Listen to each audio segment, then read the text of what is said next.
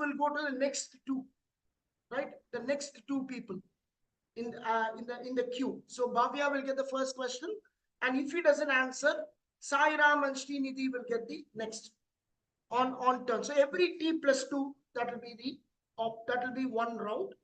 Then the anti-clockwise would be 2 truths and a lie. I'll explain you that round. You will have 3 statements. You have to find out which is the truth, which is not the, and you have to explain the reason for it, the lie, right? You have to find out the spot, the lie, right? Somebody raising their hands, Vishnu. Sir, will the questions be MCQ based or? Definitely not. Okay.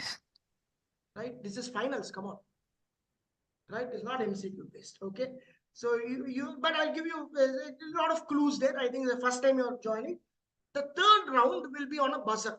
That's where I told you 2 gadgets would help.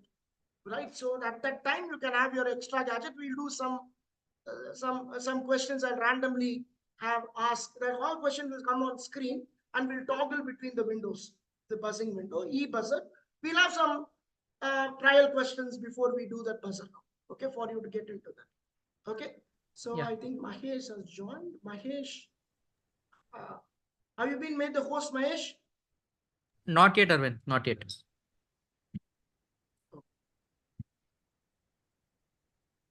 Yeah, Shravan, can you make Mahesh the co-host? 1 minute. Yeah. Arvind will be having the hands on the screen tool, right? Yeah, we'll tell that. Also, see, we had the rule in the snake quiz where we told all participants to have all both hands like a cobra in the screen so that they don't type. Okay. So for the spirit of the game, I request all the participants to have your hands up so that you just have your brains intact and answer the question. This is for the spirit of the game. So is the screen quite visible, font-wise, everything? Yes, sir, it's visible, sir. Okay, I think we will run through the rules once again. So MCBT presents on the brink finals. This is sponsored by Time Links. Time Links has been our support for the last 3 seasons. So I think Time Links is one of the leading companies which are into the retail of Tanishq and Titan in Chennai. So he's very much interested. I think both Shiv Kumar and Chitra Shiv Kumar may join during the fag end of the quiz. So they are one of the key sponsors. Okay, next. Right, we'll go to the next slide. And of course, there's a general disclaimer. We have to rely on pictures to make it interesting in these quizzes. So some are licensed, I think most pictures are from the Wiki Commons so that we are copyright free, and don't take any photos or snapshots. We are already recording this quiz. Right? Thank you. Next. Okay, and here is our reptile man. I can use the word curator because they like this word. All the reptiles also, those who keep reptiles are also called curators. So he is our curator, Mahesh, I think has been curating a lot of content for us. So he has come up with a very interesting mix. I was seeing the questions yesterday. So I'll be a quiz master, myself, Arvind. Right? So great. Next. Okay, I will explain you this. Split into 2 rounds. Rules will be round specific. The second round will be an online buzzer where anyone can answer. Participants are requested to keep their mic on mute when they are not answering and our hands up, like how Paul is keeping, or Vishnu. At least both hands should be visible. You can keep in whichever part of the body you want, but it should be visible on the top, right? So that's the concept, both hands. So my decision is final, and we have one more back-end quiz master, Shravan here. Shravan, you can allow people in, like guess in whenever they are on the queue, right? I think Timple is joining anytime. Okay, great. So, and my decision is final. So this will be the order of direct questions. Bhavya, Sai Ram, Srinidhi, Braz, Vishnu, Paul Pop, Devang, Varun. That will be the order of the first 8. Yeah, I think it's very clearly given. I think your spellings are fine, no? Everybody have confirmed on that. Any change? Fine. Okay, great. Next. Can we have the round one rules, Mahesh? Right.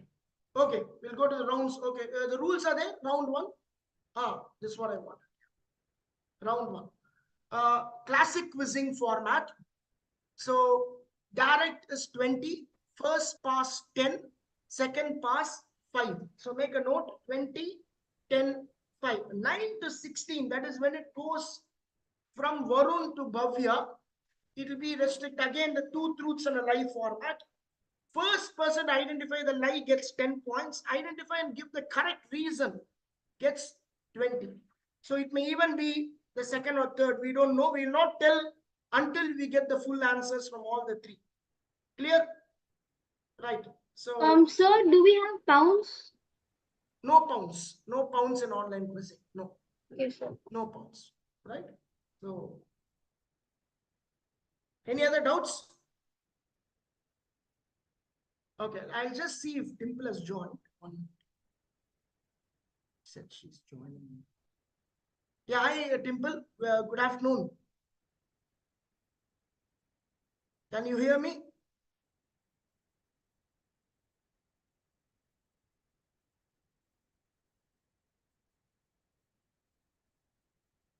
Dimple, shall we start? We are waiting for you. It's all because it's going to be 2 minutes to 2 in my clock. Yes, of course. We can start. I'm just having. Hi, welcome to the quiz, camera. Dimple. Thanks for supporting us. We have Yes. come to the finals. We have all the 8 confirmed participants here, and you want to give them some best wishes from your side. You can. It's now your chance, please. Yes. So exquisite quizzes have always been very, very interesting and exciting. So make use of this opportunity. And I hope this quiz is interesting and all the best for you. I hope you have prepared well. Yeah. Thank you, Dimple. Thank you. And let me know when you want to add any value to any of the questions. Yeah, sure. Yes. Right? Sure. Let's make it more educative. And all the best teams, all the best finalists. First question, Bhavya, are you ready? Right. First question to you. Okay. In this picture is the X predatory bush wine, which is endemic to the granitic islands of X in the Indian Ocean. Its woodland habitats are declining as a result of alien plant invasion.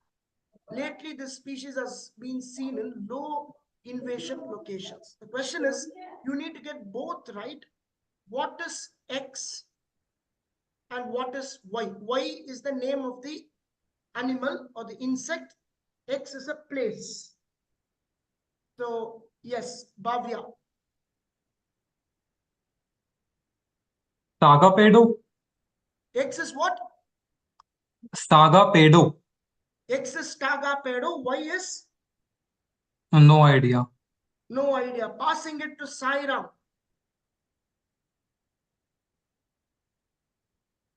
Sairam? Is there negative on attempting? No negative, no negatives. Only on the buzzer you have negatives. Oh. X must be Saga Pedo and Y I believe is cricket. Okay, I will go to Srinidhi Asa. Sir, even I thought it was cricket, but now I'm thinking it's something else. I have. Answer. Is it? It's not cricket, sir. It's not cricket, then what it is? Um. Okay, Well, that's no, it. We have- okay, yeah. want to take one last guess? No, sir. No, I don't Okay. know. So let's have the answer. It's the Seychelles predatory bush cricket. Okay, so this is the first question. It's assessed by the IUCN in the red list of threatened species. So a cricket being endangered, very highly endangered. Sairam got cricket first. Correct, Sairam? You got cricket on your Yeah, first Y. pass, so you got half of that. So you get 5 points to start the quiz, right? 5 points to you. Yeah, Mahesh, make a note. Sairam gets 5 since he got 1/2 of the answer. Right, next question to Sairam on your screen for your direct coming up. So this is the chief's toad, right? It's called Incilius majordomus, was listed as critically endangered by the IUCN in 2019. And despite repeated surveys in the country of Dash, the species had not been seen since 1980. So many believe that the species is still extant. There should be not more than 50 members of the species left. So it's only known from the Pacific slope of Cerro Bolo on the border between the provinces you see in the question in western Dash.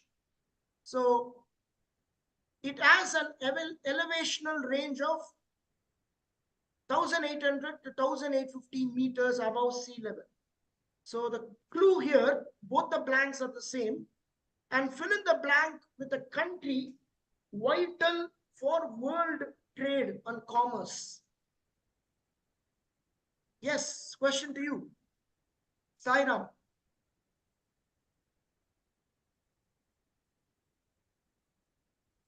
Yeah. Any? Sairam? Yeah, I'm not able to.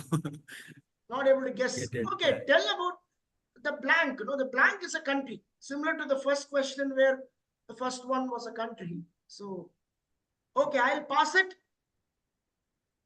Sairam, Yeah. passing it to Srinidhi. Sir, I think it's Japan. Japan.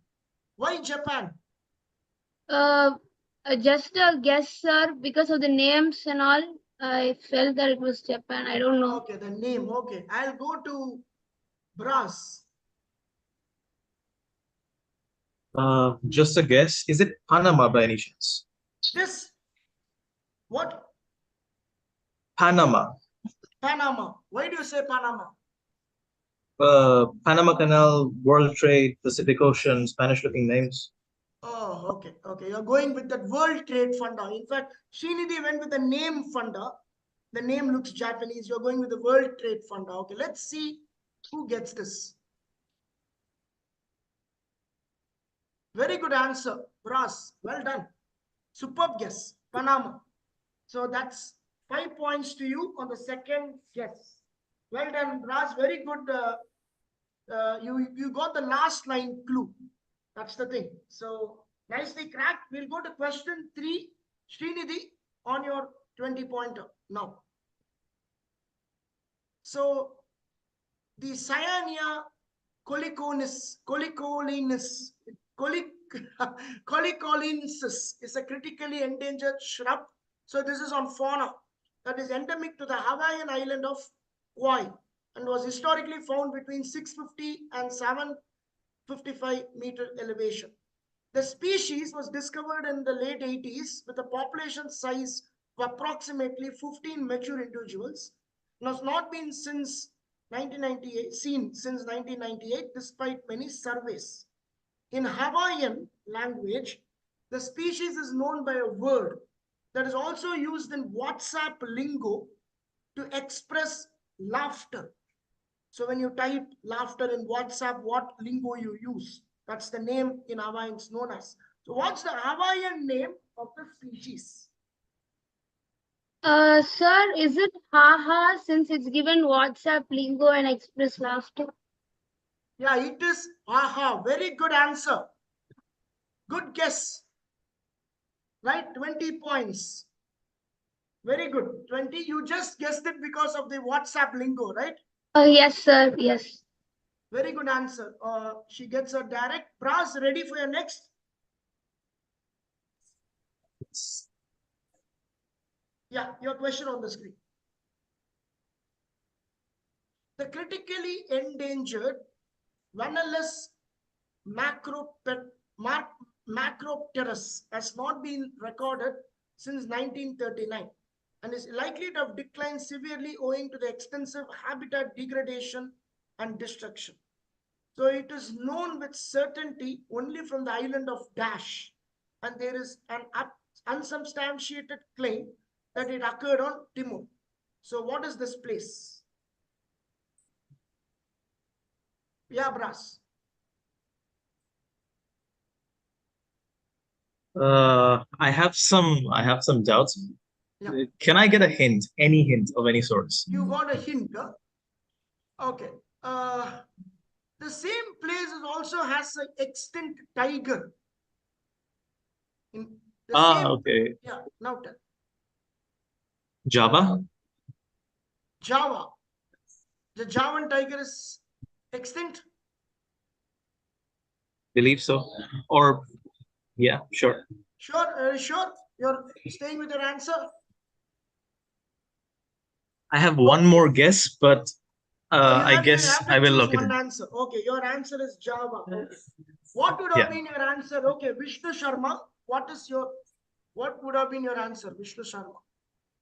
I'm coming to you. Sir, because of the tiger part, I'm thinking about the Yeah. Caspian tiger, which was extinct. Caspia. Okay, very good. Good try. But Paul, then- what?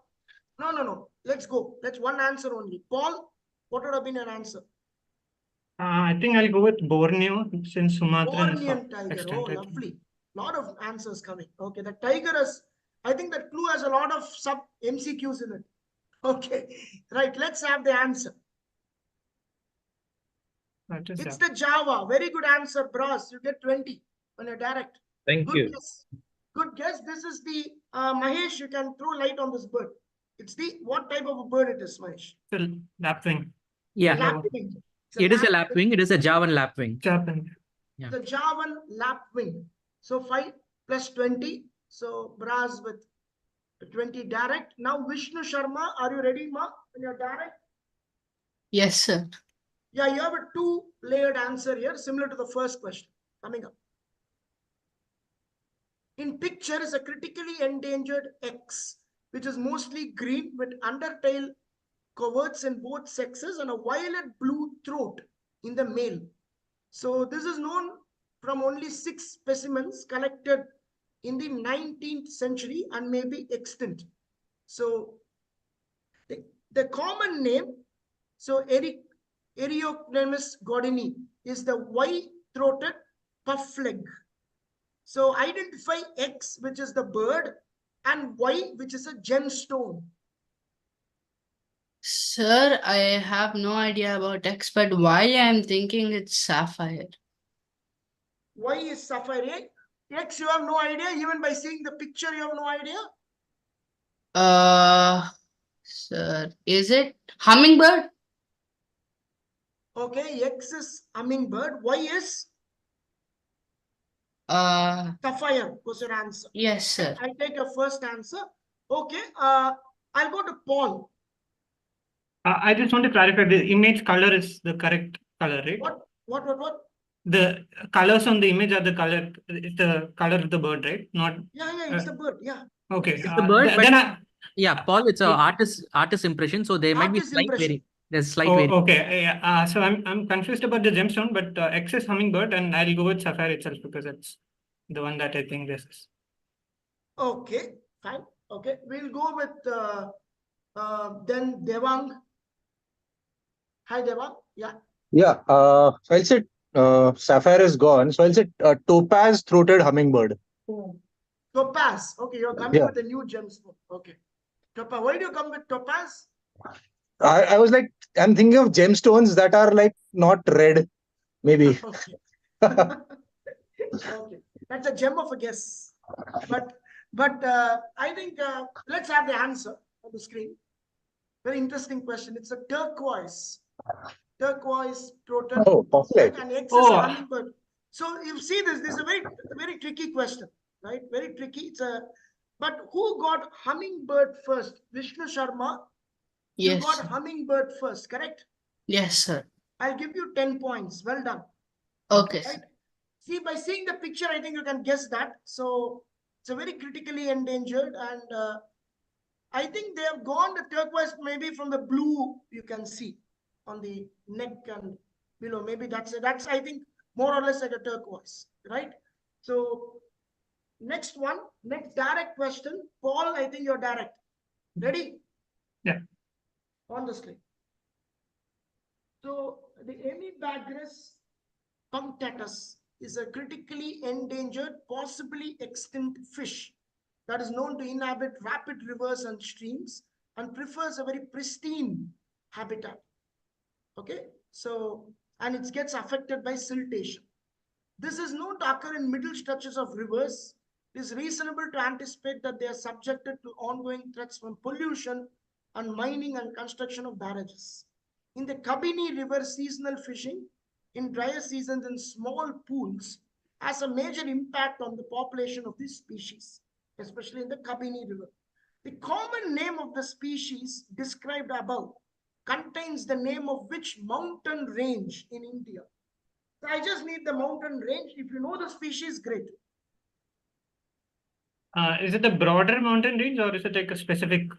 It's a mountain range, very famous mountain. Uh, No, I'm not looking at something like the Western Ghats, Eastern Ghats, not like that. okay, yeah, that was what I was Yeah, thinking. Okay. okay.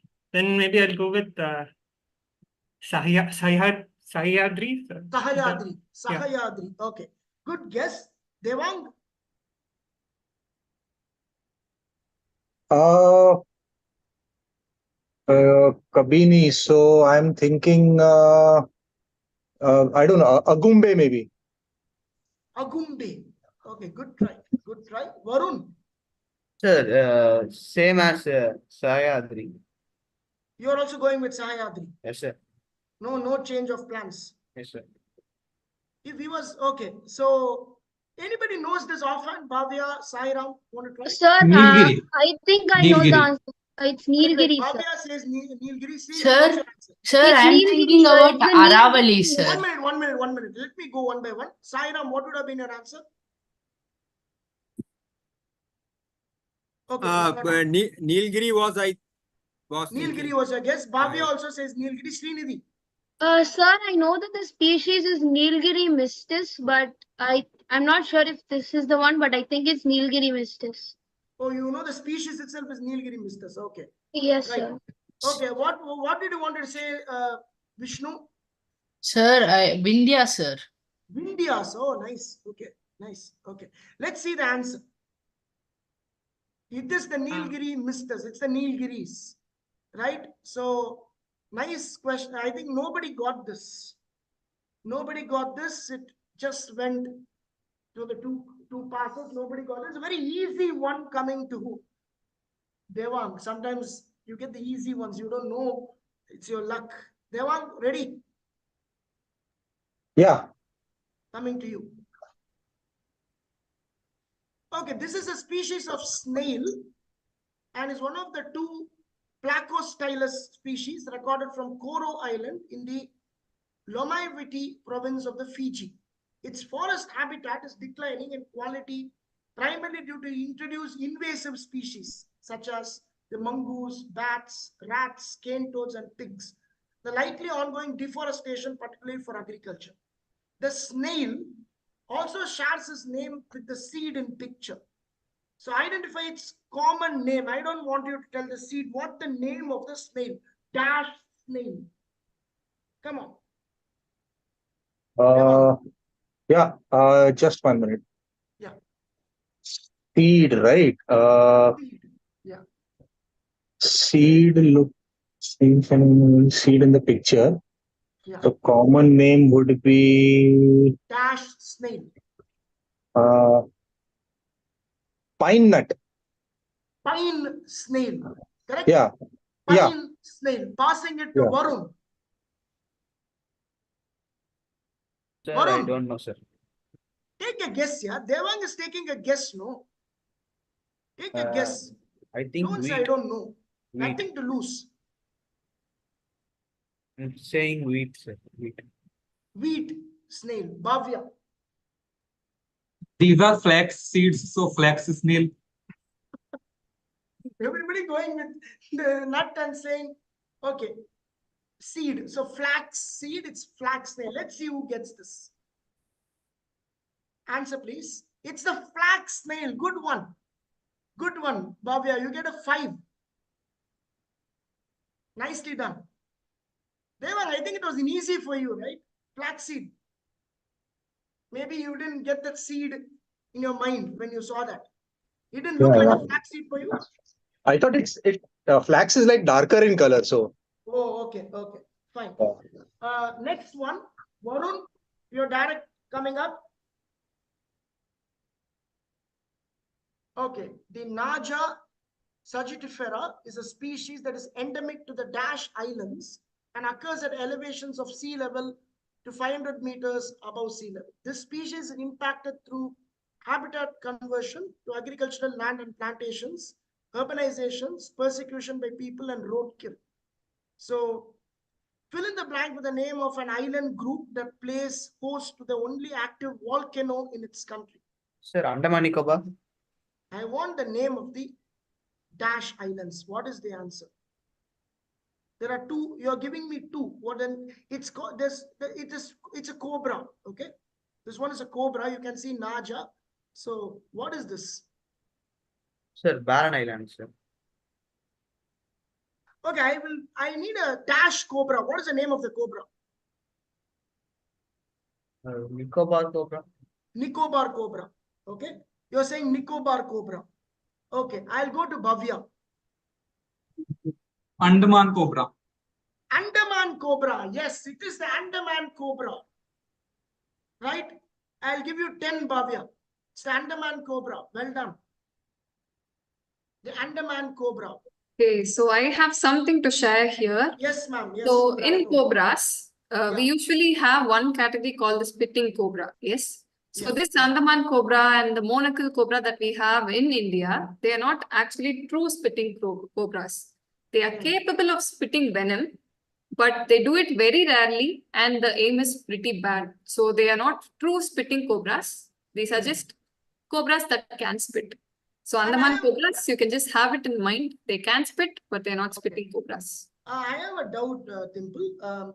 See, when you do the categorization, can you go back to the question, Mahesh? Just an educative. Can we go back to the question? So you see this Naja sagittifera. Now, Yes. what is this? See, I have a doubt. They have these lot of these names, right? Like Raja Naja, Naja Naja. How does it work? Like, how do you know which is the subspecies, which is the species? Can you throw some light on how it? Can you give an example? Yes, so let's take the common cobra that we have here, Naja Naja, like you said. So the scientific name that we have is actually the genus and the species. The species will be only for that particular animal. It will not be common for any other animal. So species name will be only for that species, and only if that species divides into subspecies, it will share same Naja Naja, and then you'll have one more name adding to that. But Naja will be the genus. So in the animal kingdom, if you take that, if you take the classification, we come under Eukaryota. So I'm just trying to tell that full flowchart till we reach Naja Naja. Okay, so Eukaryota, then we come under kingdom Animalia, then phylum Chordata, subphylum Vertebrata, class Reptilia, subclass Diapsida, order Squamata, suborder Serpentes, family Elapidae, genus Naja, then species Naja. So at each of this level, we'll have certain characters. So let's say we have 10 factors to look at. If the animals will be grouped based on these factors. So at each of this level, we'll have divisions. So to reach that genus and species, you have to go through so much. And I'm actually leaving a lot of subclass, suborder, all those, just to keep it simple. So you have to know the actual classification, and still there is a lot of debate around whether this animal comes under this class or phylum. So we have a lot of questions there. And taxonomy itself is a very vast subject. So if we are getting into that, then it's going to be difficult. But the species, I'll tell you something about that species. So we have, like I said, we have certain species that are divided into subspecies. For example, we have African slender-snouted crocodiles that were recently divided into 4 subspecies. So species is a group that can breed and give birth to the same genetically identical or genetically similar animals. They should be able to breed and produce same number of chromosomes, same characters. The animals, the offspring should have the same chromosome and same characters that the parents have. Okay. So if the animals are not able to interbreed, then it will not be under species. It will go for genus. And for subspecies, they should have enough genetic variation to separate itself as a group. So under species, we can also have groups, but they'll be able to breed with each other. Okay. For dogs, we have so many different breeds, but they can all breed with each other because they come under the same species. So it's quite complicated like that. But genetic variation, we divide it into subspecies. Otherwise, we go for breeds like how we do in dogs. Very informative. In this question, we had some lot of impacts, how these reptiles, our populations are impacted. I think more than that, can you throw light on these are the major impacts, or you can think of any more impacts you see in the picture? You see land and plantations, urbanization, persecution by people and road kills. Any more you feel? So if we are talking about threats that animals face, yeah, it's usually common two threats that I would talk about for any animal is habitat loss, which is mostly due to deforestation or humans going and occupying their natural distribution. And the next thing would be urbanization or construction of artificial, buildings or infrastructure that will fragment the area that the animals are in. So fragmentation, deforestation, urbanization are the main causes of a lot of species being critically endangered. So even for, let's say, for example, gharials. Gharials are right now only in River Chambal in India. They are not anywhere else in the world. So these gharials, they live on river banks, but when we have sand mafia just looting sand, they lose their nesting sites. So it directly affects the animals and they'll not be able to breed the season, or they'll have to go to places that are not very comfortable for them to have a nest and, raise the young ones. So that's how a lot of populations decline. Other than that, we also have human reptile conflicts. So if we have fishermen in the same area, they don't want crocodiles in that area. And if the humans are encroaching into the nesting sites, then the animals will get defensive. So in that case, if one or two humans die, then government or people, anybody for that matter, will say, okay, this animal is now a man-eater, we have to put it down. So a lot of conflicts also lead to decisions that are not okay for animals.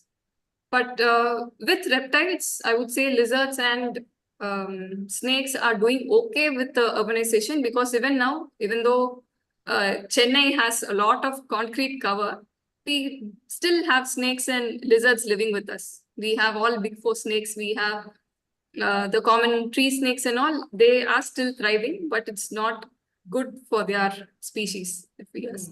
Then we go for hunting, poaching. There's a lot more, but these are the major things that are threats for any animal you take. Wonderful. Thank you for this very detailed note. Okay, now we'll go to the anti-clockwise. We'll start from Varun. Varun, now it's going to come from you and go till Bhavya. Then we'll have the scores after this round is done. Right? So Yes, I told you the rules, right? You remember it's going to be two truths and a lie concept. Yes, sir. Right? So question to you, Varun, on the Yes, sir. screen. Right. So identify the false statement. In picture is the Eretmochilus imbricata, commonly known as the oxbill turtle. Oxbill nesting occurs in at least 70 countries, although much of it now only at low densities.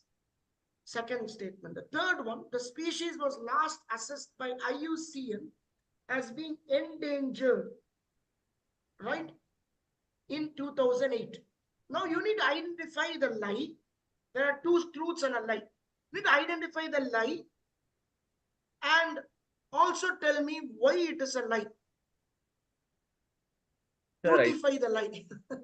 So, Sir, I yeah. think it's the second point, sir, because 70 countries is too much for an endangered species. Too much, huh? 70. I What do you think mean there by are too only much? 70 countries with a coastline, sir. Okay. It's not possible that it can nest in all of them. Oh, so the second statement, you're looking at the countries as the is the where the lie is you're saying. It's Yes, not sir. 70 countries, lesser you're saying. Yes, It sir. will not be 70 countries. Okay. So fine. Now let us go to, I'm not saying which is right, which is wrong, right? I'm not at all disputing any of your answers right now. I'll go to Devang. Don't ask me whether what he said is right or wrong. I'm not going to say that. Right? Otherwise, there's a giveaway because those who get it fully right will get 20. Okay. Hey, one doubt. Wasn't it supposed to be anti-clockwise? Yeah. Is- So Varun to how it comes now. Varun, Devang, Paul, right? Oh, okay, okay. Sorry. Correct? Yeah. Yeah. Varun, now it's Devang. Yeah. So since he's gone for the second one, I'll go for the third one. So yeah, so I'll say the assessment was like more recent. It could have been closer to 2018. The IUCN assessment. Okay. Okay. You mean to say the third one, and you say the assessment here is wrong. Yeah, assessment here is wrong. Yes. Okay. Okay. Devang chooses the third one. Okay. Now we'll go to Paul. Yeah, I'm actually confused between 2 and 3, but I think 2 is the most. Yeah, I'll go with 2 because I mean, even though hawksbill turtle are found like around the globe near the equator, mostly towards the equator, I don't think there are 70 countries with coastlines that are enough to support the breeding. Fine. Okay. Fine. Let's see the answer. Very interesting question. Let's see the answer. So I think Devang is right. Devang got the statement which is false perfect. So, but his reason, I'm just waiting for his reason. His reason was wrong, right? So this is the quiz is about on the brink, right? Devang, it's on the brink. So let's see the answer. It's critically endangered, not just endangered. So you get 10 points for cracking, which is the statement, which is that. So you open your account. Devang, thanks to Hawksbill Turtle, right? So I'd like to have some clarity on this in the sense like for people to know that Dimple can give us some clarity. Ma'am, this is a very interesting question where the lie is on something which is really on the blink, right? Critical. Now, what is this? What is the difference? You mean between critically endangered and endangered? No, I just want we have to differences. explain. Okay. From the so this IUCN perspective. This IUCN red list has, I think in the previous questions, we had that on the presentation itself. Correct. So it starts from not evaluated, data deficient, least concerned, near threatened, vulnerable, endangered, critically endangered, extinct in the wild, extinct. These are the stages that, these are the statuses that any species can be in. Okay, based on the number of animals and the habitat, because if we are taking a species that is only in one island, we can't say 10 is a bad number. If it's going to be a very small distribution, then it can't be, okay, it's very low, so we are going to put it under critically endangered. No. For that species and the distribution that it is in, they'll be categorizing based on the health of the population, how the genetic pool is, and whether enough mature adults are there to sustain the population. Future generations. Yeah, for future generations. And they will also look at the distribution and where they are. So I would tell you one very simple example. So we used to do snake walks in the nearby area. We'll have one Nirula Anna with us who will be tracking and catching snakes. So in a 3-hour, 4-hour walk, we'll be able to see at least, let's say 4 or 5 species, 7 to 8 individuals in one walk. So when I started with the snake walk, this was the number. But eventually the last snake walk, we were not able to find any snakes for the first 3 hours. And in the last hour, we were only able to see 2 or 3 snakes of the same species. So unless somebody knows, somebody's following or keeping up with the population of that animal there, you will not know the number.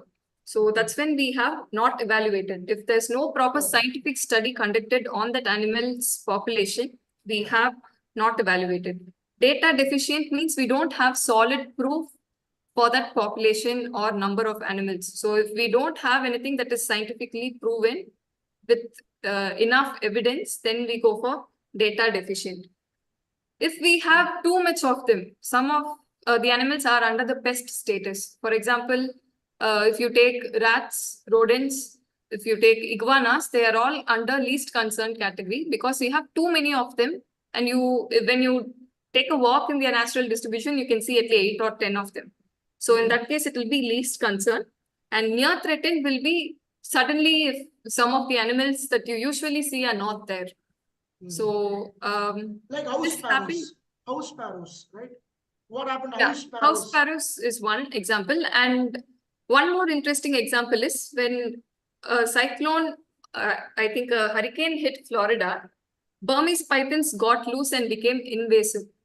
And they had their own population, healthy population in Florida because they don't have any natural predators there. So how they This is the found out Everglades, that no? this The invasive species, Everglades Park. yeah. The Everglades. So how they found out this Burmese python was having a very good time in Florida is that they began noticing the lack of animals that they usually see. All the small mammals that were in the area that were very common to sight were not there anymore.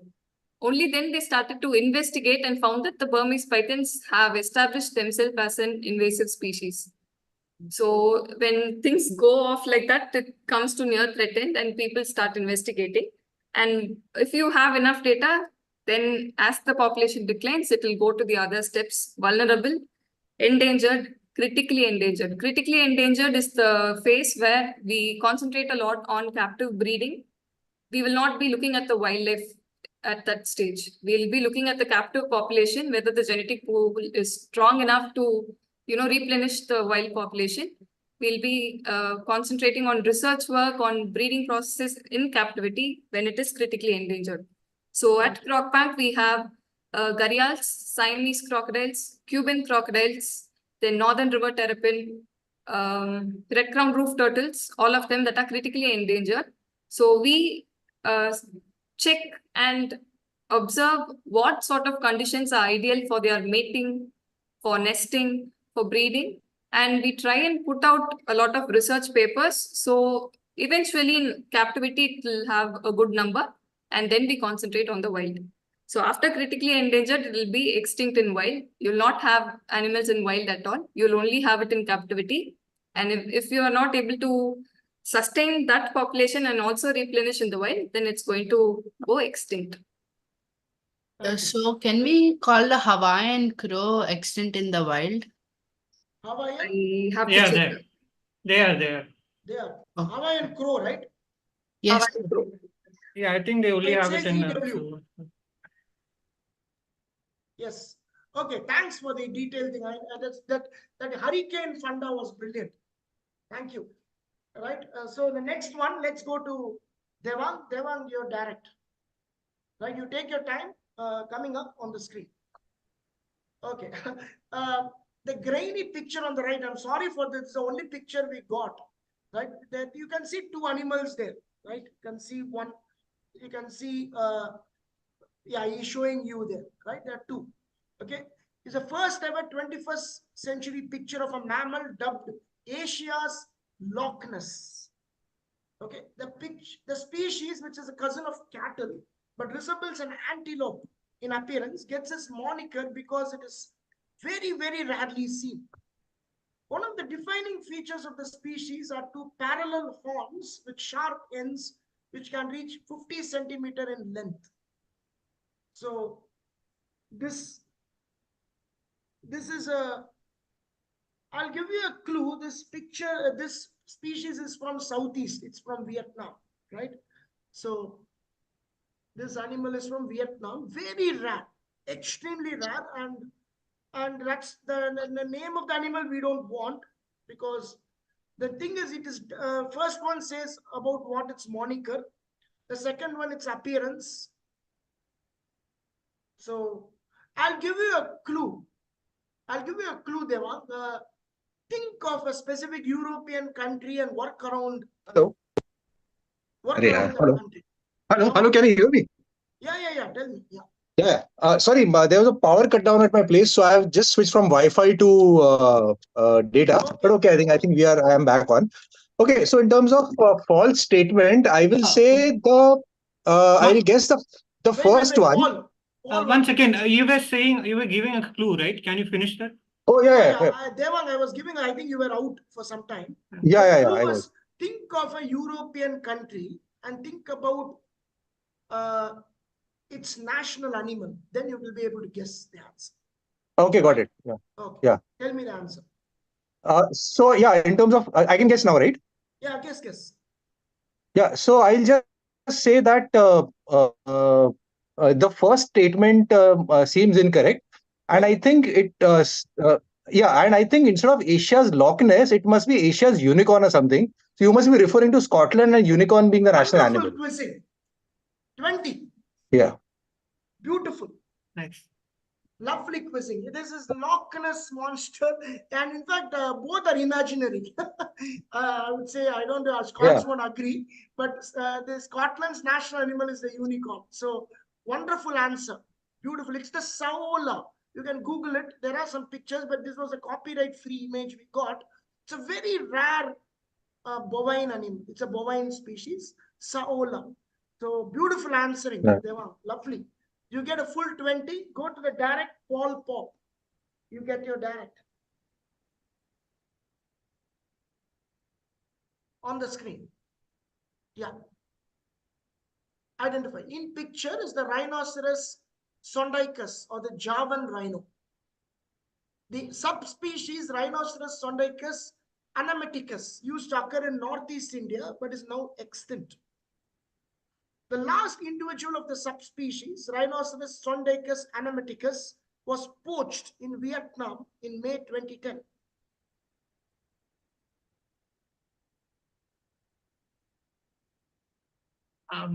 If you even give me a little bit of fun, I will not be very specific like in this question. If you can tell me the lie and tell me the reason for it, right?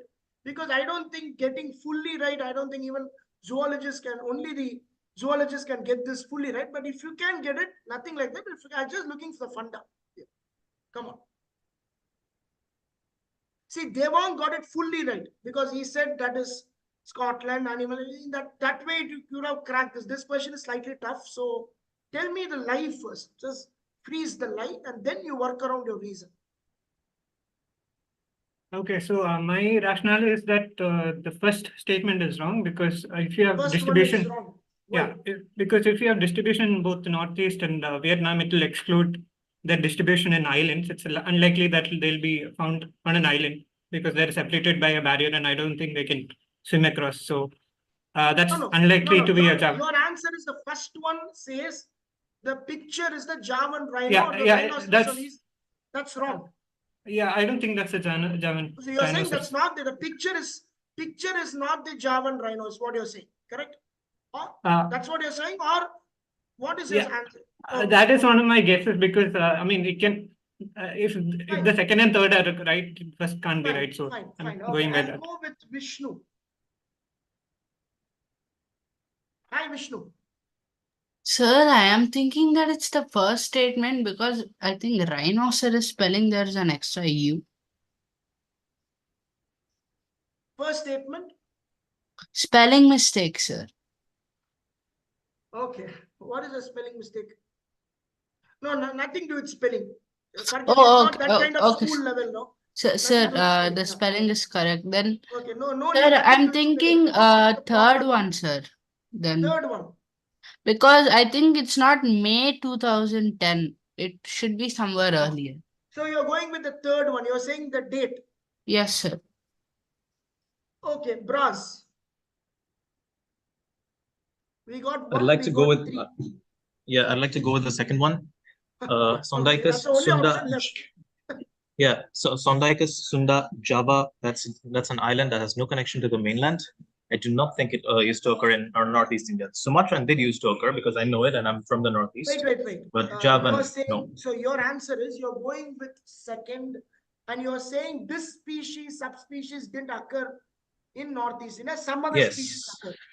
Yes. That's your answer, Yes. right? Okay, you're Yes. locking it, right? That's your answer. Yes. Okay. What makes you choose 2? Because you're from Northeast? Rhinoceros sondaicus, Javan rhinoceros, one not right. Sonda comes from the word Sunda, which is Java, Greater Sunda Islands again. Island population.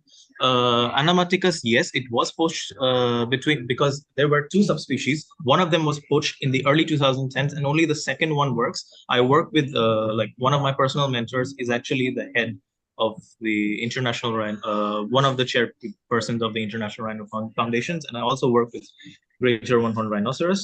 So I'm pretty sure this is it, but I may be wrong. Again, no hubris. Okay. Let's see who got this. Lovely answering, Brass. Superb. This is unbelievable answer. Lovely. This is a tough one. So this is not the Rhinoceros sondaicus inermis occurred in Northeast, not this. This is very specific answer. Lovely. You get full 20 for this. Superb. Thank you. Superb answer. So whose direct question is this now? Vishnu, is it yours? No, sir, it was the person before. This is mine. I mean, this is my director. This was yours. Now it's Vishnu's, right? That's what I'm asking. Vishnu, next question is yours, right? Yes, sir. Yeah, be ready. Okay. Very, very nice answer. Tough one. He got that. So, okay. Tell me, identify the false statement. See, the Autocryptis bedomi is endemic to the Western Ghats, India. The common name of the species contains the name of a famous reptile from Australia. IUCN last assessed the species as endangered December 2010. Sir, third one, sir. Third one, why? Critically endangered. I'm You're going thinking. with the same funda. Yes, sir, I'm thinking like that. Okay. You're sure? Absolutely sure? Locked? Oh, sir, maybe the second one. Yes, sir, I'm going with the second one. You can only lock that. So we can tell the Sir, I'm reason. locking the second one, sir. No, only second or third. Yeah, second you one. locked third, but I'm asking for the reason. Sir, for the second one, should I tell? First you have only one answer, ma. You said third. Okay. Right? I'm okay with the third. I'm sure. Are you sure with the reason is what I'm asking? No, sir, no, sir. The reason, the date is wrong. Date is wrong. That's exactly what I'm asking. Okay, sir. But first you said not endangered critically. Now you're saying date. Yes. Okay, I can give you a chance for reason, but you cannot keep shifting between the choices because only 3 are there. Sure, You sir. all have to get choice. Okay. Okay. Now let's go to Brass. Yeah, Brass. Unmute and talk. Yes. I do not think the second one is correct. Why? If I'm not, I actually, my trivia is kind of blurry. I've been out of the scene for quite a while, but there is a very famous reptile in Australia, but I believe it's the only one from its family and genus, and no other thing can take its name. So I don't think it's the common name of the species includes the name of that specific famous reptile because it's too unique. You say that it's a name. It's a name of its own. It's not named. Yeah, after it's any not. reptile. Probably so not, you're but blocking the second one and saying that Yes. its name is it's an exclusive name of its own, correct? Yes. It has not. Yes. It doesn't have a name of a reptile or anything. Okay, fine. Maybe not that, but maybe it's not the name of a famous reptile from Australia, or at least that's what I'm thinking. Okay, fine. I'll go to Srinidhi Asa. Sir, I'm thinking that it's the third one since it would be Third like one. endangered. I think it's critically endangered. Okay, that's what the first he said. Vishnu said, and he went to a different answer. Now you're going back to Vishnu's answer, right? Okay. What would have been your answer, Sairam, for this? If we had come to it's done, the quiz is done. This question is done. I would have gone with third and date earlier than 2010. Okay. Bhavya?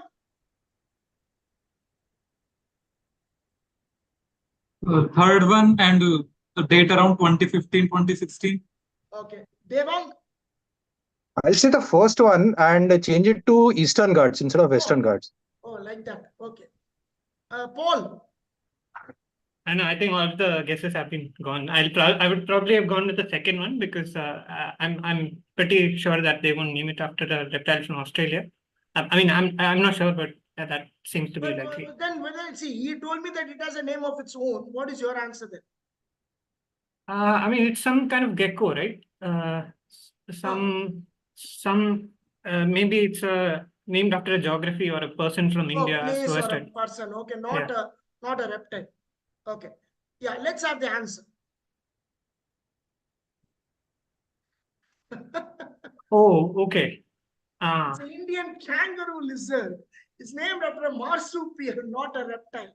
Okay, Braz actually got the first right. He chose the option, but his answer was, the reason was wrong. So I'll give him 10 points, Braz. Good one. Good one. A tough, slightly tricky one. All you needed to tell me is if you're told it's not a reptile, it's some other animal or some other I would have asked you what. So what things comes from Australia, something marsupial. So that's what comes to your mind. So anyway, you almost got it. So I'll give you 10. It's called a kangaroo lizard, right? So next question goes to, I think, Braz, you're direct, right? On the screen. Okay.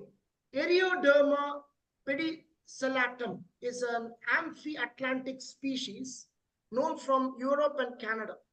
Commonly called as the boreal velvet lichen, the species is a rather rare species and occurs only on a small percentage of suitable trees.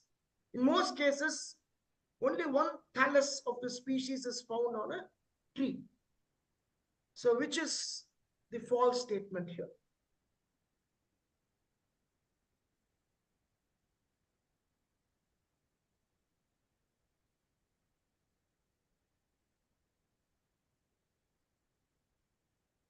Yeah.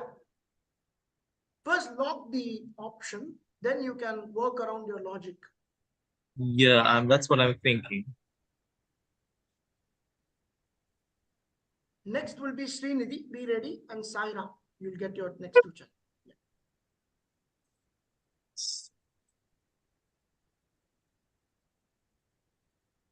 I think it's going to be the third one. Third one. Why? Yeah. You have any reason for it? Give me 1 second, please. Yeah, take your time. I have locked 3. Now you have locked 3. That's, you have to only work around 3. So yeah. I would not say it's only one thallus. Oh, okay, fine. Great. Okay. Now I'll go with Srinidhi. Sir, I'm thinking it's second one. I think it's commonly known as boreal felt lichen and it's not velvet lichen. The name. The name is wrong. It's instead of velvet, it should be felt. Felt. Okay. Yeah. Right. Let me go with Sairam. Sairam? The third one, only one thallus of this species is found on a tree. That's what he said. That's, you're going with what Braz is saying. Yeah. Same thing. Okay. Okay. So any other answers? Anybody confident with the answers? Paul? Not confident, but I can take a guess. You can take a guess. No points anyway. It's done. You can take a guess. Who was right according to you? I think the person who said second, because I don't think, I mean, it's a mutualism between two species, right? Lichen is a mutualism between a fungi and algae. So I don't think it'll be a specific species. It'll be I think multiple species, one or two, I mean, two or more. Okay, you're going with the reason, some other reason. Okay. Yeah, I'm not sure Deva, about that. What would have been your guess, Deva? I have no idea. I'll just pass this one. Sorry, no idea for this one. Who would have got it right among the people who got it? Amphiatlantic species known as. Oh, you're always demoralizing the participant. Nobody chose one. That's my job. You're going with that first one itself. Okay. Now First one, is wondering. Oh God. Okay, let's see who gets this. Yes, wonderful, Srinidhi. Well done. You're very confident. Nice. Superb answer. Well prepared, well done. It's the felt lichen, not the velvet lichen. The name was wrong. She was very clear with that, very confident with her answer.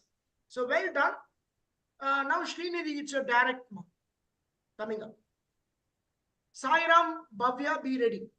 On the spillover. Next one. Identify. The Dalbergia cochinensis is a popular timber tree that has now become critically endangered due to over-exploitation. The timber from this tree is commonly referred to as rosewood due to rose-like fragrance produced by the wood after being sawn. Third statement, the species epithet cochinensis refers to the region of Cochin in Kerala from where the tree is said to originate. Cochinensis. That's the name. Dalbergia cochinensis. It's a popular timber tree. So we have given the reason why it became critically endangered, the first one. The second one, we say what it's commonly called and why it is called because of the fragrance. The third one is why it's named so. So now lock the reason and lock the answer, which you feel is the lie. And then tell me, why is it? Sir, I think it's the third one, since that Cochin in Kerala could not be the reason why it is called Cochinensis. Why I it's don't a know name? Why then? Why do you say so? If it's not Kerala, means what? I don't know the reason why it is called Cochinensis, but Okay, you're saying it's the region. The reason is wrong. they've given that it's Cochin in Kerala. That's why it's called Cochinensis. So it could not be Cochin. That's what I'm trying to. That's your answer. You're not able to better your answer. Is what you're saying. Yes, sir. Yeah. You're not able to do like felt like type of answer. Yeah, right? yeah, sir. Okay, I'm just I like will go taking with- a guess here. Okay, I'll go with Sairam. I also feel it's the third one, but instead of Cochin, rosewood is, I would have, as far as my brief knowledge goes, it may be from Thailand or somewhere, so must be a Thailand relation and not a Cochin. Yeah, sir. That's what Wait, that's what even I thought. It you could be can't some answer other now. country. Srinidhi, wait. That's the end of your chance. It's goes because there's one more attempt there. Wait, then I'll go to Bhavya. Yeah. I think I also think third point. I think Thailand, Can you Vietnam. be louder? We can't hear you. I also think third point. Ah. Because I think Thailand or Vietnam. Then what is the reason? Tell me. You cannot say Thailand or Vietnam. Tell me one specific answer. Right? What is the reason? Refers to what? That's what. Because if you say that's the answer. Suppose you're saying, if I'm picking A, which I think Devang would pick, if I give him the choice, and he will say, for example, if he says it's not because of over exploitation, it's because of aphid attack. You have to say because of aphid attack, right? That's the reason. What's the reason? I think because smuggling or something like. No, you're going with what I'm saying. You're going to A now. You're going to C to A now. I'm just giving an example. No idea. No idea. That's what. Yeah, no idea. Okay. Now, Devang, tell me, Devang, what would have been your answer? I would go with the second one randomly. And I'd say it's not the fragrance, it is the color that causes it to be called rosewood. Okay, fine. Baraz, what would have been yours? Baraz, any idea? What could have been your guess if I had come to your point? No idea? I don't think that rosewood originates in Kerala, as per my very brief knowledge. Okay. So because, let's see the answer. Yeah. Actually, this is first and second are correct. Yeah, you go. tell me, Paul. So Cochin, Kindness is a reference to China, I think. There is a province called Cochin in China, I guess. Cochin, China. Oh, okay, fine. And the Shisham tree, right? That's Dalbergia sisu. That's from the same genus as this. So that's called a mole-mean rosewood. Let's see the answer. Let's see. Yeah, It's southern whole name of southern Vietnam. Okay. So Cochin, China was the old name of southern Vietnam. That's what we learned. Very good thinking, Paul. But still, you not have got fully. I wanted Cochin, China referred to Vietnam. That's why I gave the choice. Take a decision whether Thailand or Vietnam, right? So let's give 10 points to Srinidhi. Well done, Srinidhi. Good. Thank you, Good sir. answer. Very tough one you got, but I wanted you to give me a very specific answer. Right? Because Sure, sir. it's Yeah, still sure. over. What you learned today is sometimes don't go with your logic was absolutely right. It's not Cochin, Kerala. It's Cochin, Vietnam. Cochin, China means Vietnam, southern Vietnam's old name. Right? Okay. Next question. Sairam, your question, sir. Yes, On the sir. screen. Okay. In pictures, the critically endangered vaquita, which is considered the world's rarest mammal. The species wasn't discovered until 1958, and yet by early 2022, only 18 individuals were known to exist. Vaquita are often caught and drowned in gill nets using the illegal fishing operations in marine protected areas within Mexico's Gulf of California. Now, I'll give you a clue here. In the right answer, all you need to say is you have to add one word before a word given in the question. There's a word in the question in one of the 1, 2, 3. Right? If you say the option is wrong, all you need to do, we want is add one word to that and say that will make you the right answer. So that's the clue I want to give.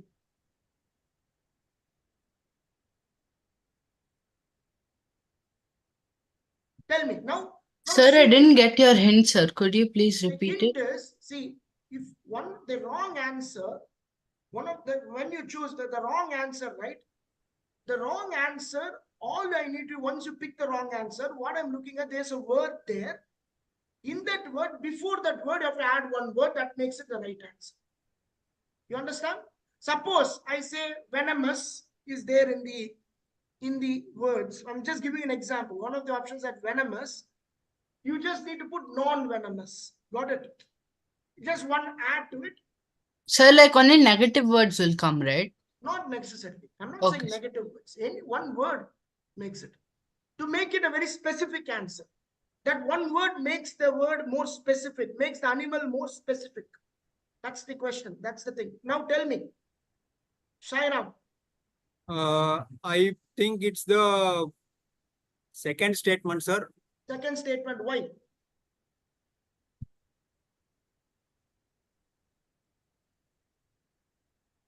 Why, sir? I'm just trying to come out with that word, sir. 1 minute. Okay, okay, he's fixed the option. I'm thinking of a word to prefix. Okay. If you add that word to one of the words you choose, I'm not telling which, otherwise I'm leaking the answer. So that word, if you prefix before already existing word in this three statements, one of the three, that makes the perfect answer. That's make the By early 2022, the 18 individuals were also not known to exist. We're also not known. I didn't get you. You're adding also. No, not known to exist. That 18 No, also we're were not not known to existing. exist. Okay, not. Were Okay. not existing. Okay, fine. Okay, I'll It is go lesser with, than 18 like or so. got it. Bhavya, I will go with first statement, and it should be world's rarest marine mammal. brilliant. That's what I want. World's rarest marine mammal. Good one. 20. Lovely answer. Wait, isn't it also the rarest mammal? Wouldn't Very that? specifically, they have made it as a marine mammal because there are some more mammals like what we saw, no, that there are some mammals which are even land mammals, right? Yeah. They're also very rare. So they have Asian categorized unicorn. it as a marine mammal, to be very specific. So as per the IUCN's this. So I don't think that's maybe the data. I think Timple would clarify. The data would be lacking with respect to land mammals and things like that. So I think the data which they have with respect to marine mammals consolidated, this is the rarest. So that's the answer we're looking for. So in fact, we also checked that. So they everywhere in the animal zoological dictionaries and everywhere, no, encyclopedias, they make it as the rarest marine mammal. They made it very clear. They're not putting the word mammal because maybe There are few. For example, this the okapi and all, right? These animals, okapi. There are very few rare Madagascan mammals are there where there's not yet surveys have not been taken to vouch on a number. So that's the reason. So well done. The next question goes to Bhavya. Are you ready? Yeah. Yes. In picture is the endangered Telenota ananas, which is also commonly known as the banana sea cucumber. The species is commercially exploited throughout its range for its medium-high value as a delicacy. Its exploitation reaches semi-industrial levels, and fishermen use scuba diving to collect this resource.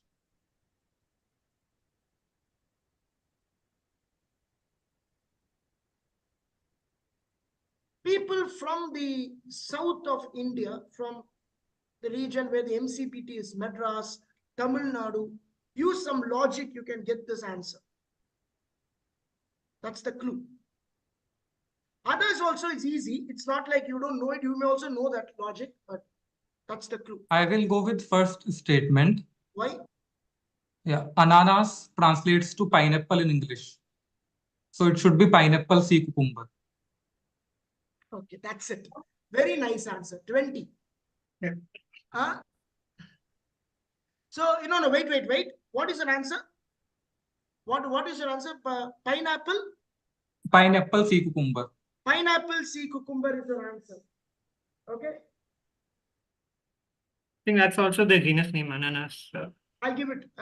Yeah. I wanted him. So this is what I wanted. So it's like pineapple is Annachi Param. You see the Annasi Param, right? In Tamil, what Srinidhi, you have seen the Annasi Param in Ananas Portuguese. That's the dialect. So Annachi, that's what I said. We'll give him 20. Right? Well done.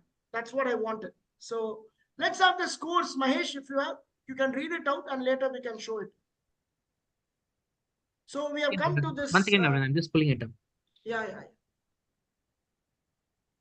So very nice. We have one more round. That's the buzzer round. You can have your water break now. And you can keep both gadgets ready. We'll have the buzzers. Excuse me, sir. Yeah. Sir, now I actually have to travel, sir. So can I go on another device right now? Yeah, you can. Yeah, you can. Okay, sir. Sir, so I'm leaving in this device right now. Please admit me through the other device. Yeah. Please come fast, okay? Okay, Come sir. fast in 5 minutes. Arun, the scores are up. Yeah, I'm just checking. 55, 5, 50. Okay. 55, correct. 10. Okay, 0. 30. Yeah, I think it's fine. I think from my physical scores also it's matches. Anybody want any it's fine, but they want everybody. It's fine. Yeah, I mean, my score is good, so okay. Yeah, it's good. Anybody? Any disputes? Fine. So I think there's a huge battle between Srinidhi, Braz, and Bhavya. And Devang also can easily, in 1 or 2 questions, can raise it up. So good quizzing. The champions here, Paul. What happened to you, Paul? Last time champion. Paul, what happened? A very slow start from you. I just came back. What did you say? So what happened to you? What, Paul? Very slow start. Oh, I mean, the questions I received are quite tough. The ones that I don't knew. worry. Now it's Yeah. a buzzer round. So everybody have your 2 gadgets. 1 second. In store. So before that, any strategies are going to follow? Others like Varun is coming. Srinidhi, now it's your time to the buzzer. You have been part of buzzer round. Bhavya also has been part of buzzer round. So it's going to be do or die now for everybody. Sairam, anybody. It's going to be negatives. This round has negatives. Sairam, this round has negatives. So it will be the typical buzzer. So yeah, Dimple, good evening. Anything to say? The way it's going? Yeah. Hi. So I have an endangered animal in front of me. So I'll show you.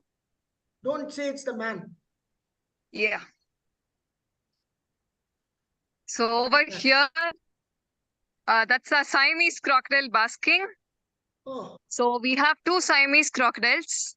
And with Siamese crocodiles, the issue is a lot of crocodile farms breed them for their skin.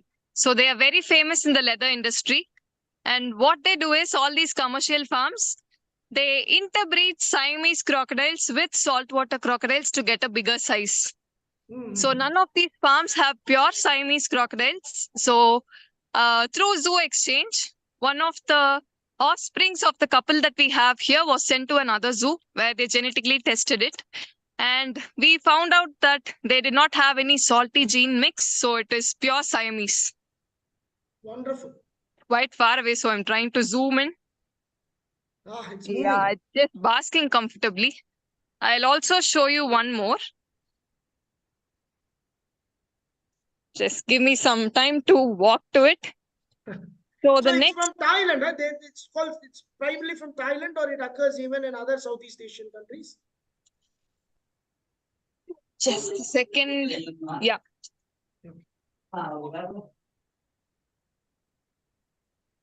Okay. So this is our underwater enclosure at Rock Bank, and the crocodile that we have inside is actually a gharial. And gharials are aquatic; they are critically endangered. And the turtles that you see over here, they are actually terrapins, red crown roof terrapins. So these are also critically endangered. And the gharials, yeah. So the individual that's here is quite famous. His name is Garfield. We've named him Garfield. He's 30 years old. Oh, And in this enclosure, we have only Garfield. And Garfield is sort of shy and he's used to eating freshly dead fish. So one time we introduced a live catfish, but he was not okay with it. He just let the catfish live. So that's where it changes. So even if we have animals in captivity, it will not be the same as having a good wild population. So captivity and conservation might actually sustain the species, but it is not the same as conserving the ones in the wild. And with the red crowned roof turtle, you can see that guy trying to eat algae. And the red crowned roof turtles will develop bright red, white, yellow, blue coloration when it is the mating season. So after the mating season, all those colors will become dull again so they can blend with the environment. So the bright colors help them to attract mates and then they become dull so to escape predators. I think it's not the season for them, but you can still see if it is okay. No. I'm just hoping Garfield would move a bit, but he's taking a good, nice breath, not moving. So crocodile, any crocodile in general, they can actually stay underwater for more than an hour.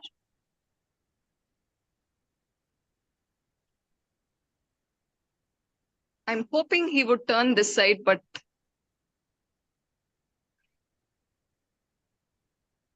okay, no luck today. Over to you, Arvind. thank you. Thanks for your live view of the crocodiles. Beautiful. I think it's very hot in Chennai. I don't know how these animals are surviving. It's very hot. They are cold-blooded. I feel sorry for them actually. So that's why they're. And one more thing, we'll have everybody have their second gadgets ready. Vishnu, have you joined? Oh, sorry, Vishnu. Varun said he is joining. Varun, have you joined? Who said is going out? And yeah, I think Sir, me, sir. you're joined, no? Okay. Now go to ccg.bus, right?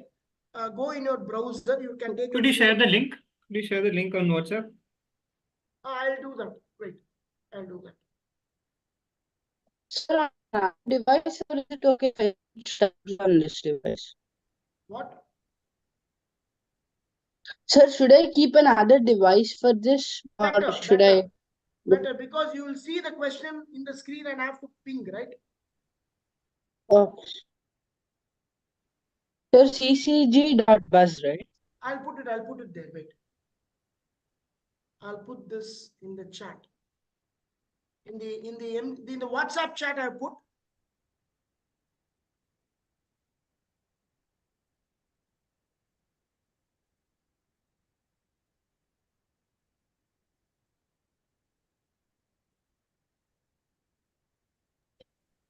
I What hope is you it? have seen that. What is the game code, Arvind? Huh? What is the game code? 9T44. You can see the screen, sir. The screen, it's clear. See that in the screen. Can you see that 9T9? I'll put it in the chat chat of Okay. Zoom. Okay, right? I'll put this. Sorry, it's case sensitive. Consider this. Right? Okay, great. If you can put your team name, either you can have your company's name or you can leave it blank. Doesn't matter. Paul Pop has come. Okay.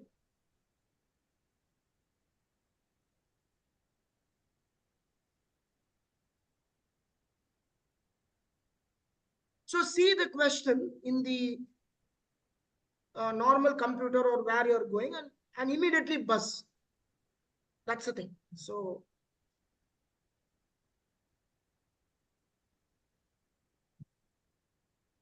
Devang Solo. Okay.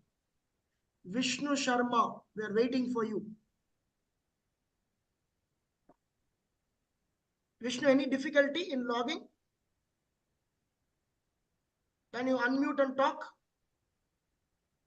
Sir, I'm actually logged in, sir. It's taking time. I'm on mobile data, so. Okay. I told you, no, you must have a robust internet for this round. Otherwise, it's difficult. So, can you log in? I'll give you a minute. Yes, sir. It's showing. You have to enter. You have to enter into it. Just don't log in. Put the game code and enter into it. Press Yes, it. sir. I typed the game code and I press join and it's just blank. It's teleporting, but then it's stuck. Okay, I will again wait for you. I'll have 3 questions. So all the questions will come on screen. Okay, all the questions will come on screen. We'll have 3 sample questions, which I'll read it out, right? Because as teasers, just see whether at that time Vishnu can log in also. Same buzzing code throughout the quiz. Okay, so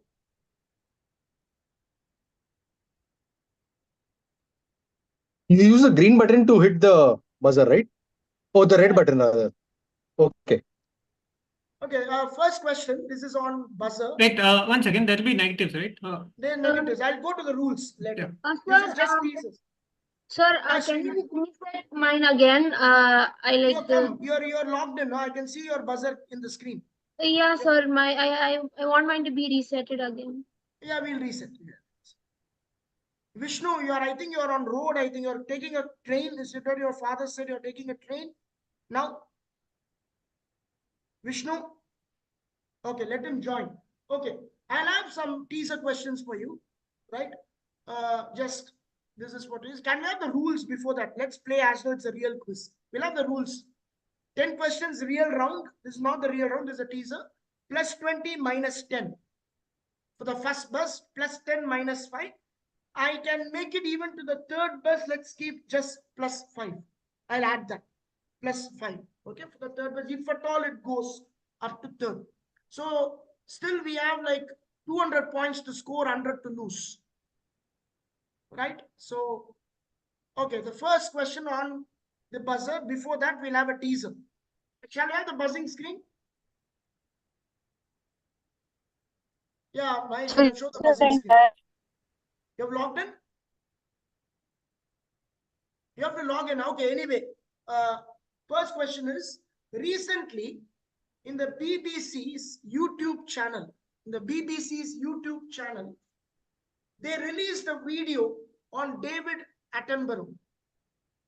Right? The BBC's YouTube channel, they released a video on David Attenborough very recently. What was well timed about that video? What was well timed about that video, which was released by BBC on a very specific occasion of Attenborough? They released the video. What was very well timed about that video? Yeah, Devang, tell me. So it was Attenborough's 90th birthday or something. Okay, what was well timed? That it was his birthday. No idea. Okay, I'll go to Brass. He's correct. It was Attenborough's 98th birthday, and I think it was the length of the video, something related to the length of the video that they made, coinciding with 98 years in 98 seconds.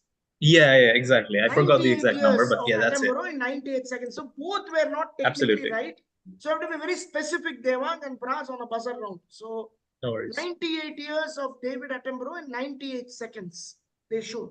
So that was the thing. So if you're not sure, don't buzz. That's my point. Okay. Let's have the buzzer closed. We'll have one more teaser. Okay.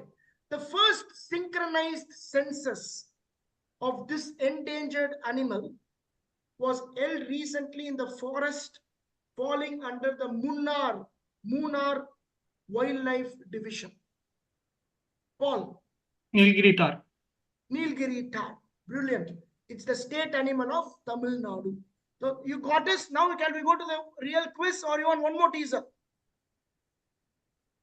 We can go to the main thing, sir. We'll go to the main quiz. Wonderful. We'll go to the main quiz. We'll reserve few if there's tie breaks. 1 minute, Mahesh, I'll just keep the thing open. 1 minute. Yeah, you can reset the buzzer, Mahesh. Yeah, Dimple, can we start the final round? I think we should be done in 15 minutes maximum. Yeah, sure. Yeah, I'll just. You can accordingly plan with the guests. Yeah, sure. Because this will go very fast. So the rules is plus 20 minus 10 first bus, plus 10 minus 5 second bus, plus 5 alone for the third bus. Right? Question on the screen now. First question. In picture is the western long-beaked dash, which has become critically endangered due to hunting and loss of habitat. Fill in the blank with the name of an egg-laying mammal. Let's see who buzzed this first. Shall we have the buzzer screen? Paul Pop. This is echidna. Echidna. Very good. Echidna plus 20. Echidna, and this is a monotreme. Right? One of the two monotremes. One is the echidna, another one. Any idea? Platypus. The duck-billed platypus. Egg-laying mammals. Very good answer, Paul. One day I was telling Paul, I did something like what I think the Broad did to Yuvraj Singh. I should not have done that. Right? Okay. I didn't understand the reference. I don't like cricket. You know, Yuvraj Singh, it's 6 sixers, right? Sorry, Flintoff did to Yuvraj Singh, not Broad. Right? I just teased you that you are 0 and you got 20 now. Okay, well played. Second question on the buzzer. We'll reset the buzzer. Right. The echidna. The dash water frog was last assessed in as a vulnerable species by IUCN in April 2019. The species is said to take its specific name from Francisco Xavier Oakley de Aguiar Dash, a Portuguese botanist who collected in Africa in 1880s. Fill in the blank with the name before the apostrophe. So dash water frog.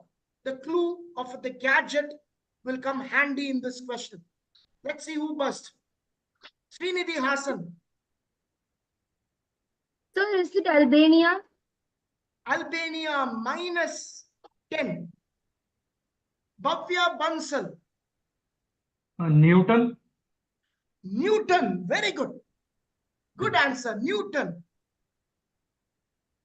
Well done. It's a Newton's frog. Newton's water frog. This gadget was called the Newton. Oh, right? the So the Apple reference. Okay. Apple reference. So we had to give on the top. We removed the thing. So it's a Newton's frog. Well done. Good answer. Plus 10 to Bhavya. Minus 10 to Srinidhi for our first incorrect pounds. Next one. Question 3. In picture is the dash stingray, which has long been an important component of artisanal catch in the Gulf of California, Mexico. The species was last assessed as being vulnerable in February 19. Fill in the blank. Clue.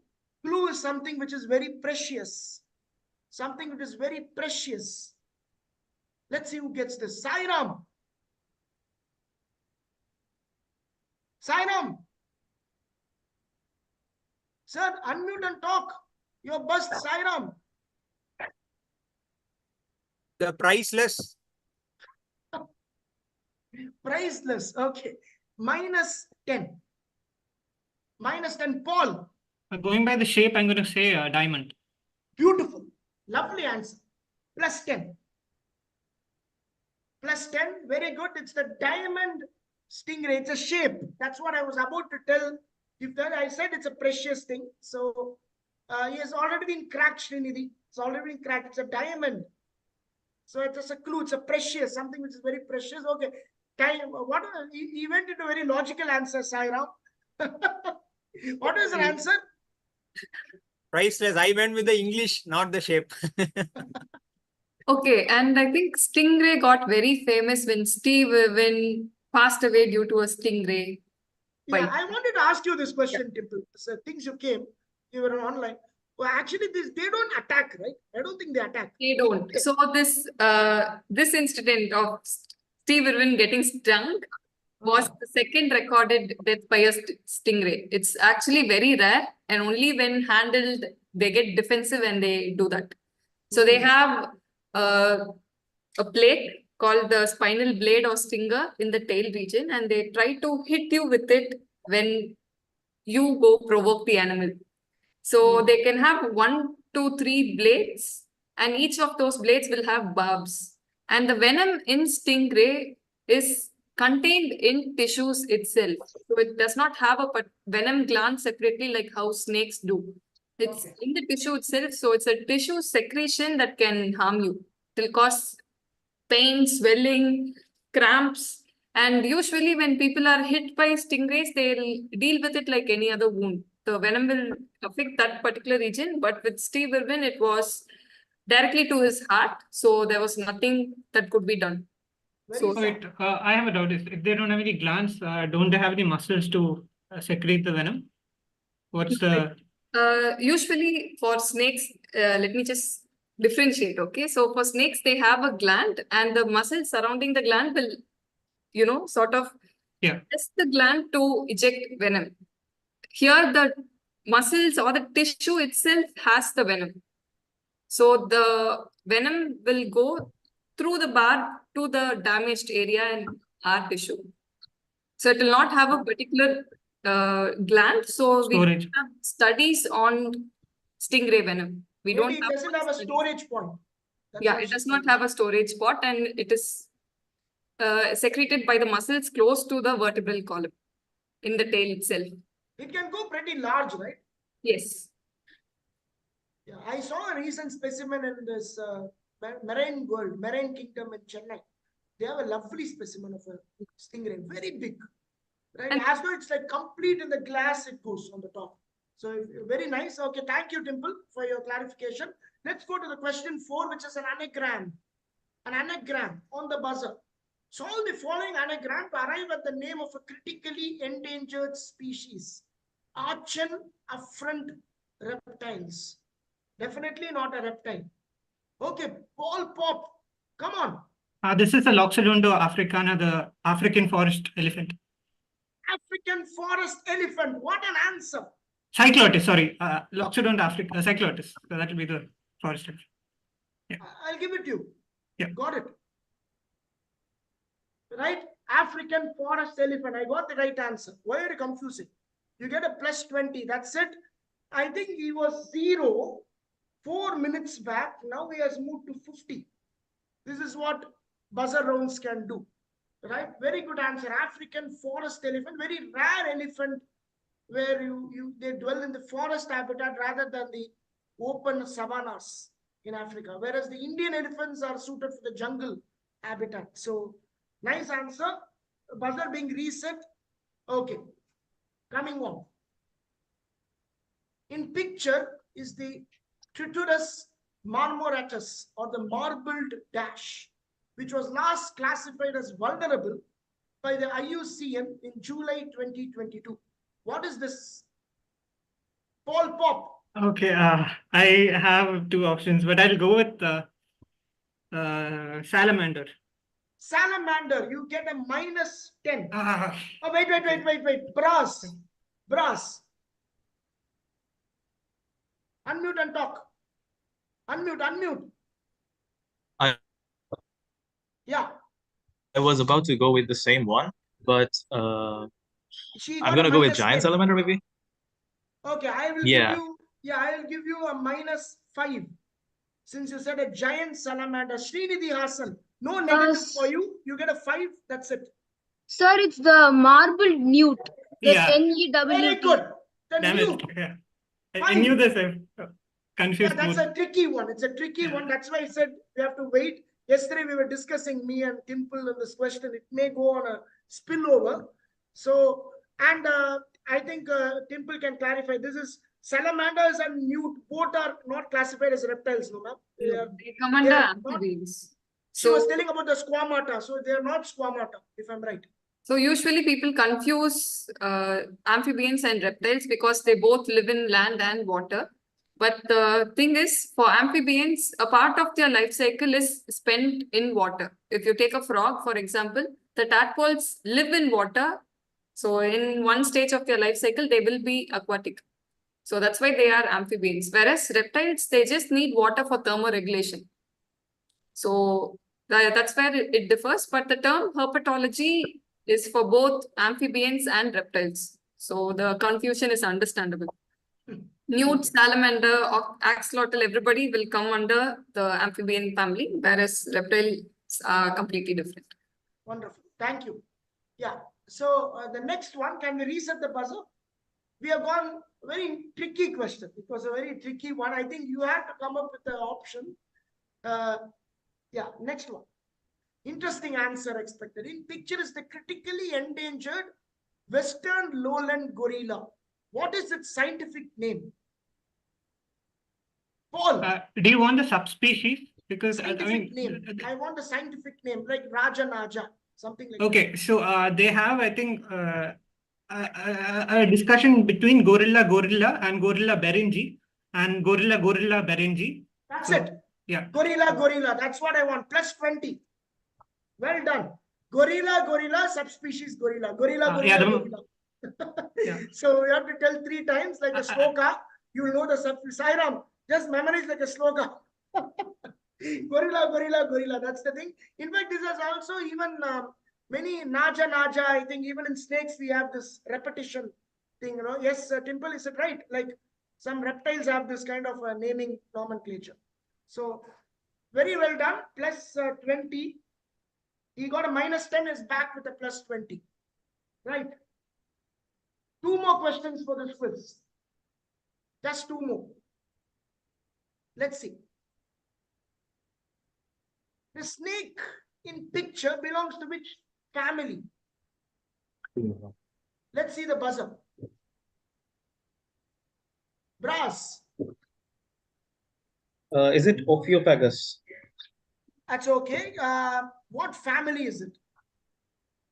You remember what Dimple taught, right? Groups. Yeah. One I'm not second. giving a negative. I'm not saying you're wrong either. So what family? Ophiophagus is all I can get. No negatives for you. Paul Pop. Yeah, Ophiophagus is the genus of king cobra. This is Elapidae, which contains all the cobras. Beautiful answer. Wow. +10. Well done.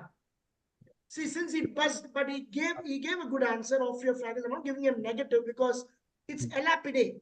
So Elapids, that's the group. Elapids. So very nice try, Brass. Very nice.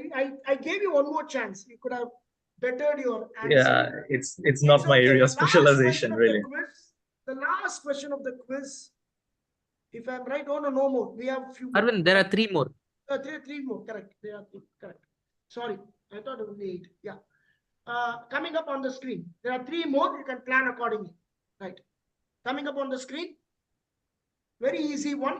School students should get this immediately. What happened, Brass? Can I see the question again? Oh, you didn't. Block. Yeah, I can block it. Right. I need to see the wording again. I'm sorry, but I know What happened? The the. buzzer was on.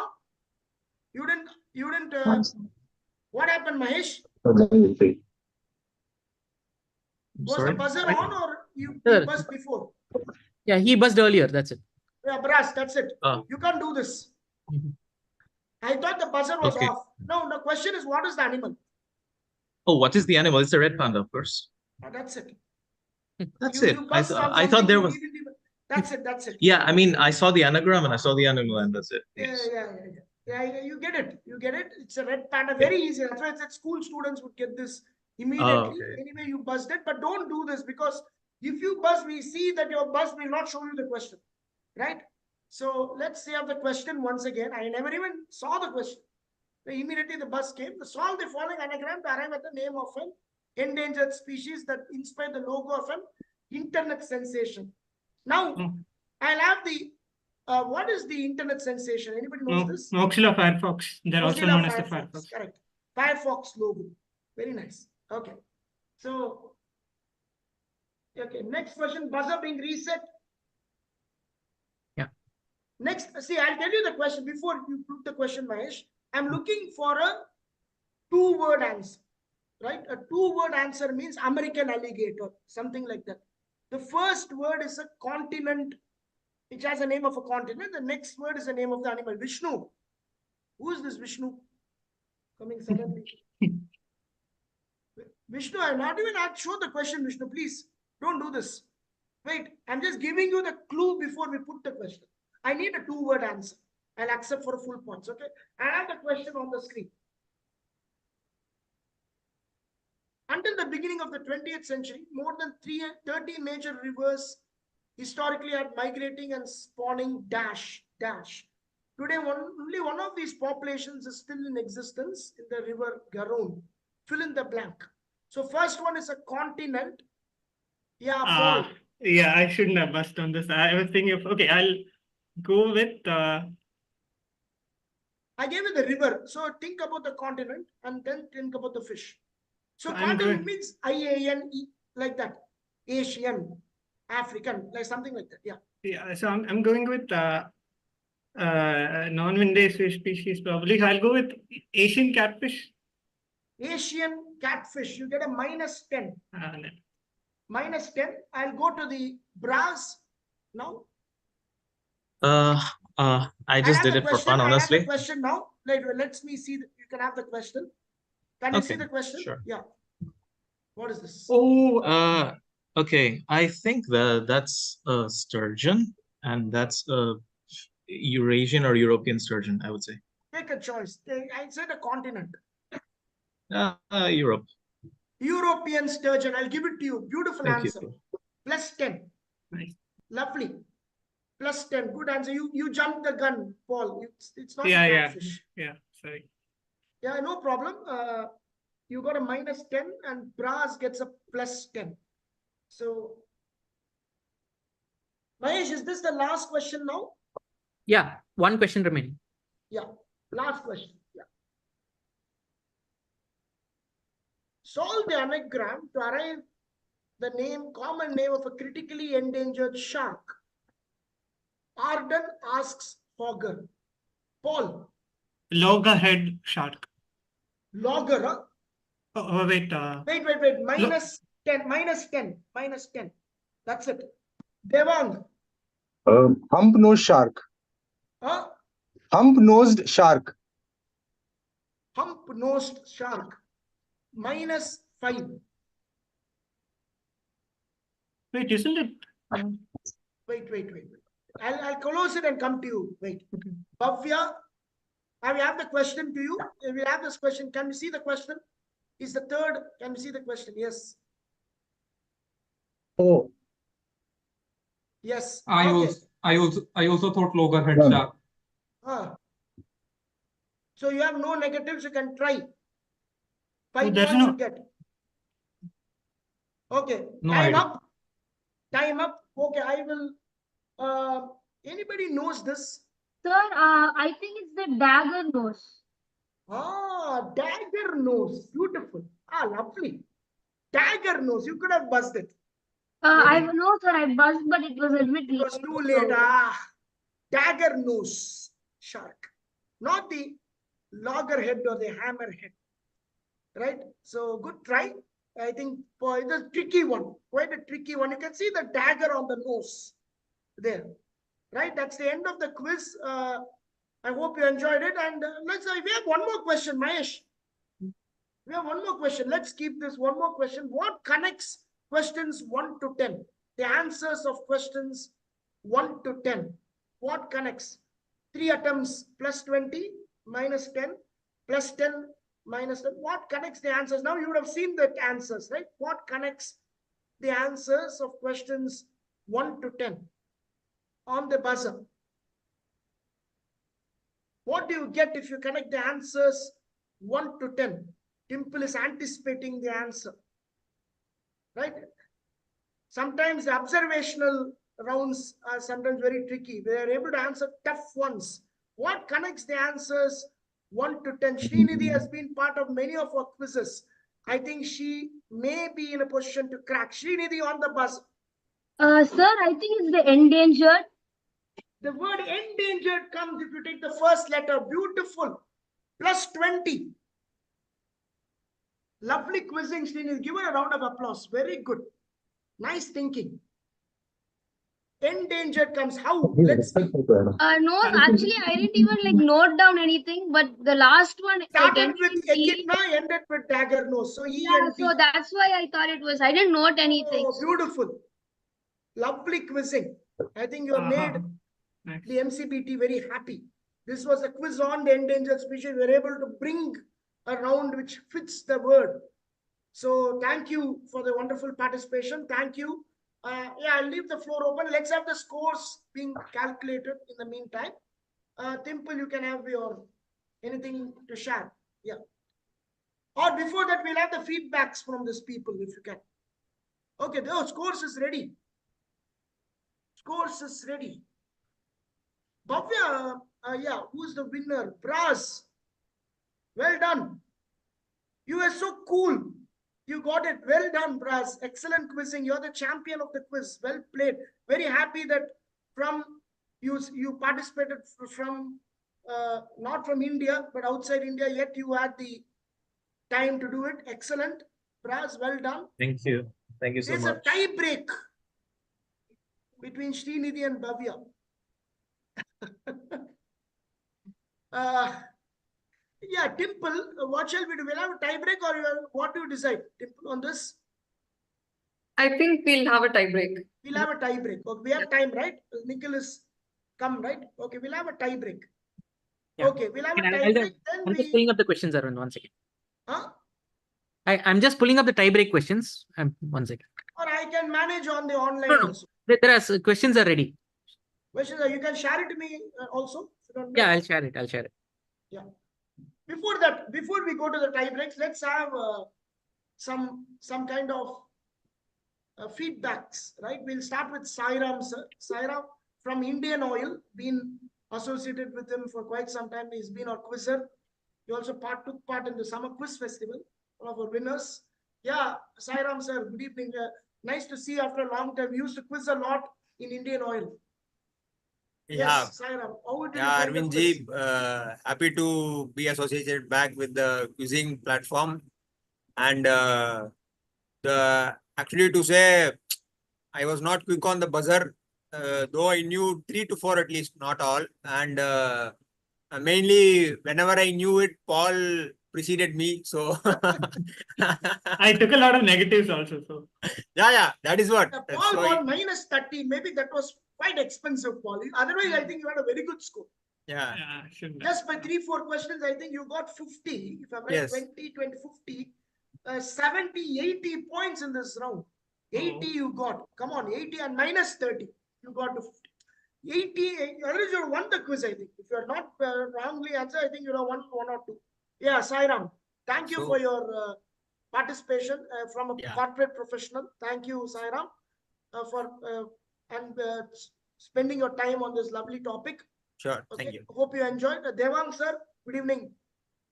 Thanks for participating, Devang. Yeah, it was a very nice quiz. I think especially that false round was very nice. Just one recommendation in terms of the format. I would prefer that pounce and bounce format more than the buzzer. Yeah, Maybe it's a plus one. boomer in me. Maybe it's a boomer in me that's saying it, but yeah.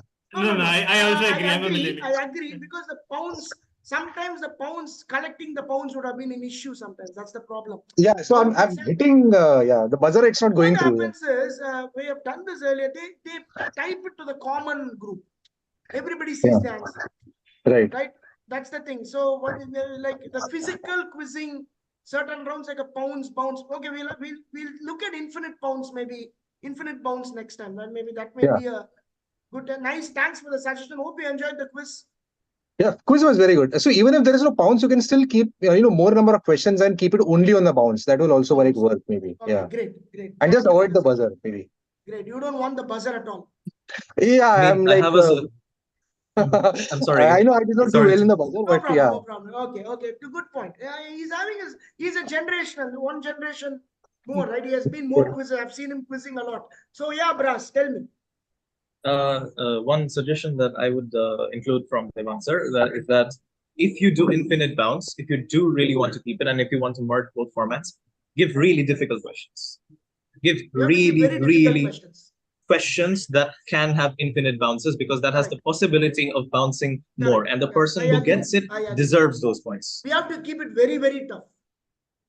Very, very tough. Correct. Yes. See, since this quiz was more of an educational campaign, and we are in fact very happy to have people across India take part in this quiz, from school students to college students to zoological students who are studying zoology, and also regular quizzers like Bhavya, Paul, who come and support the quizzes. You did an excellent part. So we had to have all the mix. So otherwise, the purpose of dissemination of knowledge gets defeated. So I agree with you, Brass. Maybe we can keep one only for one for students, one for open. And the open can be kept very tough. People, we can look into that in the future. Right? Thank you. Yeah, Paul. Yeah, I really enjoyed today's quiz, because most of the questions, they were not that easy. So we had to figure out, especially that, find the false one out. That I really liked, because most of the things were new to me, I guess. At least some of it is new to me. So, and as I like what they told, I would prefer infinite bounce, but I don't think it will be a good mix when there are students as well as people from the open quizzing crowd. So maybe, Good point. Yeah. So we now the wait is over. We have our guest of honor. 1 minute, Mahesh. 1 minute. We'll continue the quiz. Maybe once the wait is over, we have Mr. Nikhil Whittaker, who has joined us despite his very busy schedule. He has joined us. He's the research director of the MCBT, and everybody is his fan and also his father's greatest fans, right? So we are all been honored to have him on board. Thank you, Nikhil sir. Good evening. Arvind from Exquisite here. Thank you. Good evening, everyone. We are not able to hear you, sir. Maybe any network issue. Yeah. How of the quiz? I think we are not able to hear him. Are you able to hear him? No. Just let him set right the.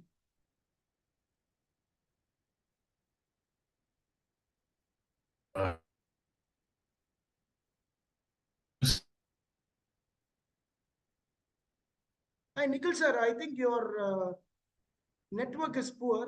Can you check it out, sir? We are not able to hear you. Can you hear me? Is that okay? Not much. Are you guys able to hear him? Not able to hear him. No, it's Sir, possible. we can hear him, but his voice is Hello. break. Now it's fine, sir. Hi, sir. Good evening.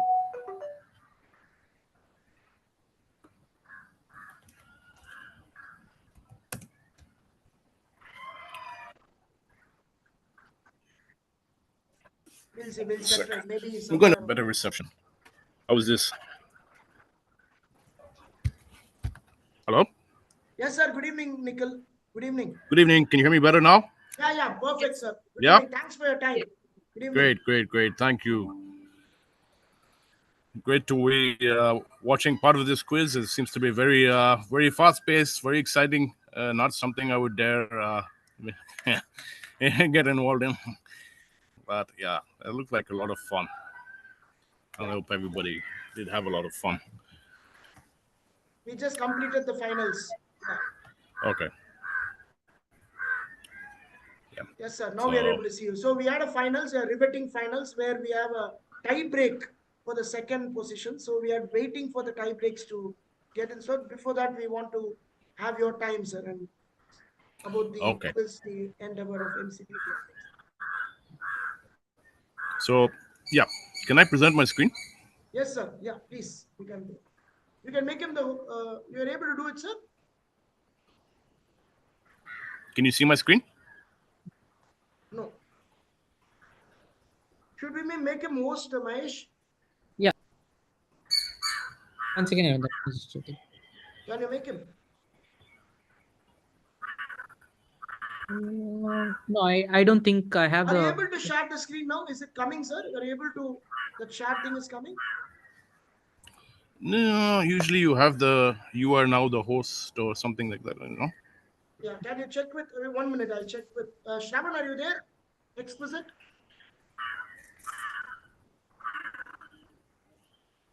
One minute, sir. I'll just check. Yeah. I'm not 1 going minute, anywhere. sir. 1 minute.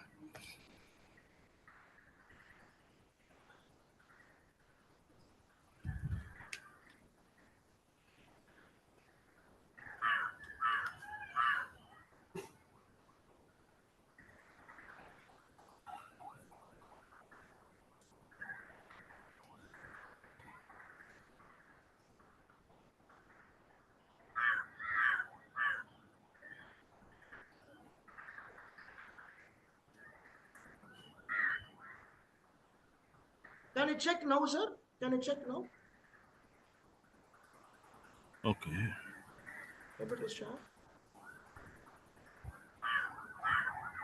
Is the share coming?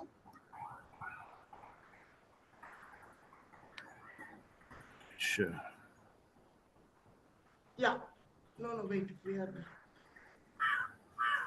No? not able to see. Multiple participants can share. So the settings are on. You can try sharing. Nandan, you can share it now.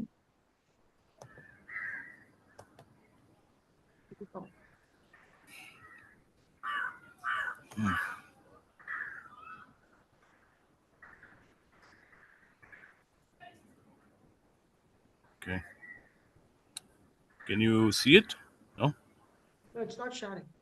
But sharing has been enabled.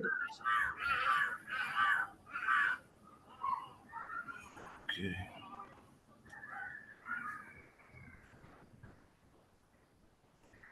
Okay, so I'm looking at the view option. Should I go to full screen? View and drop down full screen. No, that's the YouTube thing. Go. Can go full screen.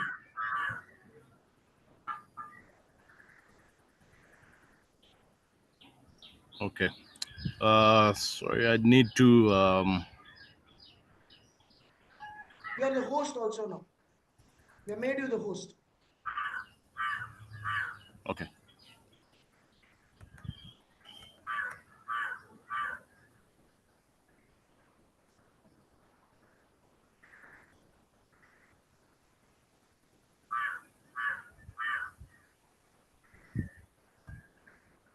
Yeah, I'm trying. I'm just going to open the slideshow from the beginning on full screen.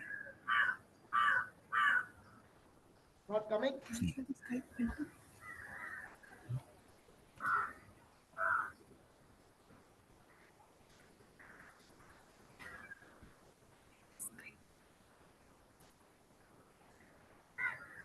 trying to figure this out.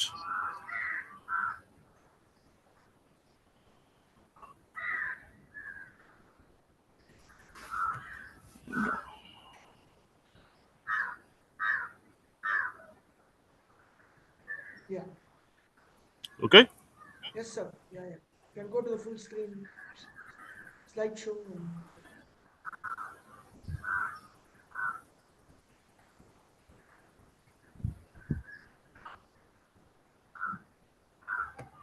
Okay, I'm on the full screen.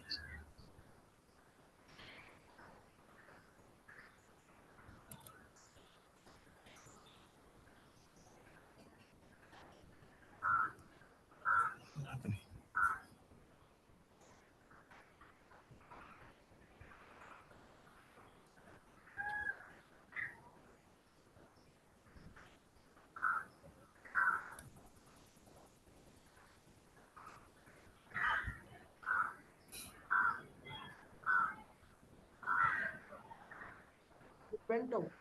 It came, it went out.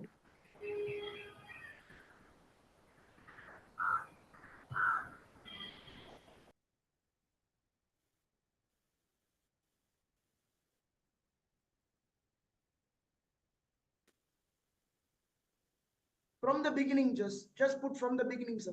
The top. Yeah. Yeah, that's fine. We're able to see.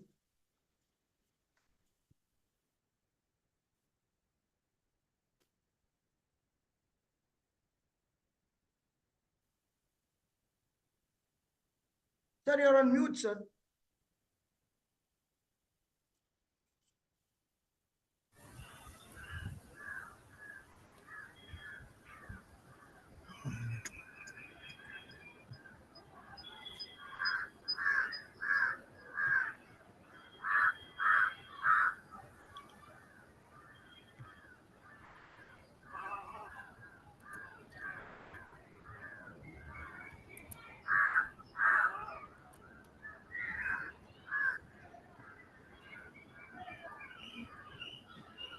Okay, can you hear me now?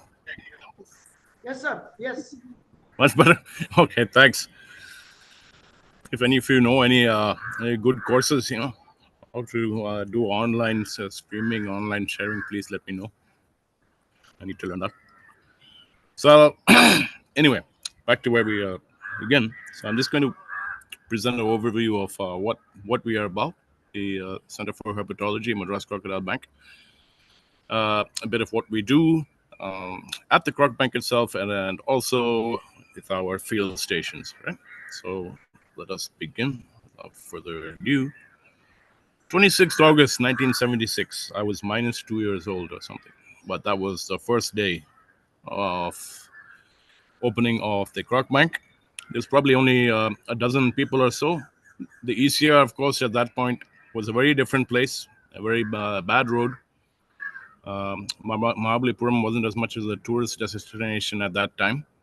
And to get here from, say, Adyar to Croc Bank took about 3 or 4 hours, unless you wanted to ruin the suspension of your vehicle. So the first crocodiles to breed here are on the left. This big, nice fellow, pretty teeth, is the mugger or marsh crocodile, right? All right, just a quick question. Can anyone tell me what are the three different types of crocodiles you find in India? You get the mugger, you get the salt water, and then you get the gharial. Okay, great. So that's the mugger right there. And Tamil Nadu is lucky enough, along with Gujarat, to have some of the largest populations. Estimated population of about 2,000 individuals in Tamil Nadu alone. And the closest place you can actually find them from here is, of course, on the Kullarun River, which is also infamous for a lot of unfortunate incidents between people and crocodiles. When we share their habitat, these things tend to happen. Next, we started the Andaman and Nicobar's environmental team, which is now managed by our sister organization, Dakshin, which is located in nearby Port Blair. And it was, formed in 1989 and does a lot of work, not just on reptiles, such as saltwater crocodiles and sea turtles, but also a lot of work on indigenous communities of the islands and developing sustainable ways they can earn a livelihood, for example. So a lot of socio-economic work also going on there. And of course, the Agumbe Rainforest Research Station, best known for the king cobra, because that's where we have our ongoing project on king cobra telemetry. And it's a fascinating job for anybody who volunteers in these for these series, looking at these animals, because you get to basically follow them all day long and see what they do, what they're looking for, what they're eating, when they're shedding their skin, their encounters with other king cobras. They have this amazing male combat thing they do, which sometimes lasts for a couple of hours. And so, yeah, it's apart from that, we also work with having camps over there, and also various research interns coming to do projects on the animals in and around Agumbe. And we've been, I guess, this part of the reason is the climate over here, and some maybe the food also we feed our animals. So we had very good breeding success. And this is the gharial, of course, on the left. And on the right, we're collecting a bunch of gharial eggs from one of our captive enclosures. Gharial actually were not reintroduced from here, from Crockbank anywhere. It's actually being very well done by the managers who work on the Chambal River, which is a tributary of one of the Ganges river system. And that is a tri-state sanctuary, and that is managed by 3 states, the Uttar Pradesh, Madhya Pradesh, and Rajasthan. And what they're doing is something called grow and release technique, which is actually collecting eggs from the wild, raising them in captivity for 3 or 4 years until the animals are at a size where they're not predated upon by everything from other crocodiles to fish to even water birds, and then releasing them when they're 3 or 4 feet long. Whereas if they were allowed to survive in the wild, you'd probably have 90% of the babies would be eaten by something in the first year alone. So this greatly improves the chances.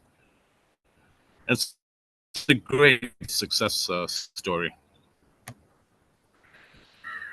And going back to the king cobra, we actually bred them here in 1996 and produced 30 babies. The main point being is that, does anyone know what the generic name of the king cobra is? What is the genus name? Anybody? No? Ophiophagus. Okay. Yeah, which means? Snake eater. Snake eater. What does that mean? Snake eater. Yeah. So they're snake eaters. And as we've observed them in the field while doing radio telemetry, we observe them eating pit vipers, rat snakes. Yeah, they are snake eaters. The thing is, in captivity, when we're not allowed to feed them snakes. So we actually my father actually developed this awful smelling recipe to get these guys to eat, which was involving roadkill snakes boiled in a soup, with a few other things. And then you'd dip rodents inside and nicely smother the rodents with this smell. And they actually eventually, after a lot of trial and error, began to eat these snake-smelling rats. And so that basically allowed us to be able to keep them in captivity, grow them, and breed them without having to feed them snakes. And that way we were able to send them to several zoos in India, where I think in a couple of places they're still thriving from the animals we have sent. Now, another species which is found along with the gharial is the red crown roof turtle. You can see at the bottom there's 2 males outside basking in our breeding pen. And you can see these are really handsome guys. They got in their breeding colors, which is between October to February around. Got these beautiful red, white, and blue, green stripes on the face. And after the breeding season, those disappear. But point being is that we bred them for the first time in the world in 2003, and in 2006 we actually sent back 26 of them to where we got them from on the Chambal for reintroduction. And when we say spearheaded the Gharial conservation movement, we're talking back to the days when the Croc Bank first started, and even before the Croc Bank, when we were part of the Snake Park, was when the Gharial was in a really bad position. So maybe 100 to 150 individuals were estimated to be left. And so this was the beginning. We did the first surveys and the first recommendations. And finally, the government of India, along with us, recommended several protected areas based on where populations were existing. And that was how the National Chambal Sanctuary was commissioned. And that was for the Gharial. And thank God for that, because now there's over 1,500 individuals left in the wild, which is a great improvement. And we hope to have these guys around for future generations to see now. Interesting with this species is that you can tell males and females apart from one another just by looking at anybody? I think it's a snout, right? The The snout. gavi. Yes, exactly. The gada or the pot. So that's the only crocodile where you can tell males and females apart from one another just by looking at them. So that's obviously a male thing. So yeah, a lot of the other stuff which we've done, such as getting the top left, we get the Aldabra tortoises. You might be surprised where we got them from. Is that we got them from the Czech Republic, and that of course they have special heating conditions and everything for them there. We've bred them a couple of times. I mean, they have laid eggs, but unfortunately they've been infertile. But they take a long time to mature. And on the bottom left, we have a red-crowned roof turtle egg. And you can see that tiny little white patch on it. You have to look at it carefully, sorry. But that means, that indicates it's fertile. That means there's a tiny embryo waiting to hatch in 50 to 60 days there. This also included the Indian rock python, of which I believe we released about 20 into the Mudubalai Forest Reserve in the 1980s.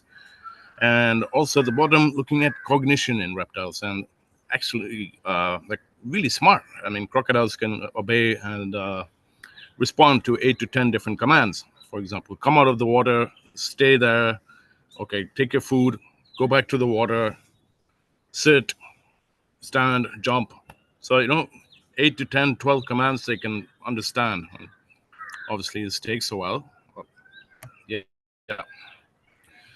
And we have this concept of generic conservation, which is conservation all along the ECR. And then we have the captive breeding, which we talked about, which we hope to also do with our false gharials or tomostomas, which are very rare species, very rare to breed in captivity. Research is always an ongoing thing, whether it's here at the Croc Bank or outside in the field. And we talked about single species conservation, such as the gharial and the red-crowned roof turtle. Many more to come, we hope, and community outreach and workshops for adults and children, and of course, public interaction. Of course, education without education, we would really not be anywhere. And of course, there's always more potential, more habitats which are under threat to loss from dams, from clearing. So a lot more research to find out about what these places. Why should we actually really bother? I mean, they're reptiles, they're scaly, cold, not very nice looking, except I find this particular pit viper very beautiful. But yes, so it creates a context for say, you guys, for the general public, right? So it doesn't become a sort of utopian thing only for scientists and professors to be able to be engaged in. And it engages otherwise people who are disconnected, people who are sitting by their Xbox or their satellite TV, just watching movies, playing video games. And then you actually find out about snakes, and then like, wow, that opens a different world for them. And then I think that's how a lot of people started their careers with reptiles. And then, of course, we build networks for conservation, and we talk to different organizations, not just who are involved in reptiles, but they could be involved in trees, grassland conservation, and we're looking at a specific lizard that's only found in these areas, and then work with them to protect them. So it's quite a dynamic move. And of course, yes, as we said, there's workshops for adults and children. You can, of course, contact Dimple about that. And we had the docent program. We just had another influx of another 8 or 10 excited docents today. Volunteering opportunities are there. And of course, school programs and visits.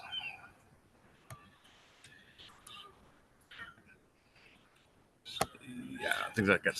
And yeah, so you can be a docent to get involved and attend the online and for real workshops that happen here. Bring in your own networks, and I think this is a great collaboration between you guys and Bank also. And of course, spread the word and experience MCBT by visiting us. So thanks so much for listening. Do you have any questions? Thank you, Mr. Nikhil. Thanks a lot for your time. No worries. Yeah. Anybody You guys have to get back to your quiz. Any questions? He's there. He's a very busy person. He's taken his time. Anybody wants to interact with him, this is the best opportunity. Please do that. Oh, that's the second time you said I'm so busy, but I'm still here. I'm not that busy. We've done many I'm here quizzes with MCBT. It's the first time we're honored to have you, sir.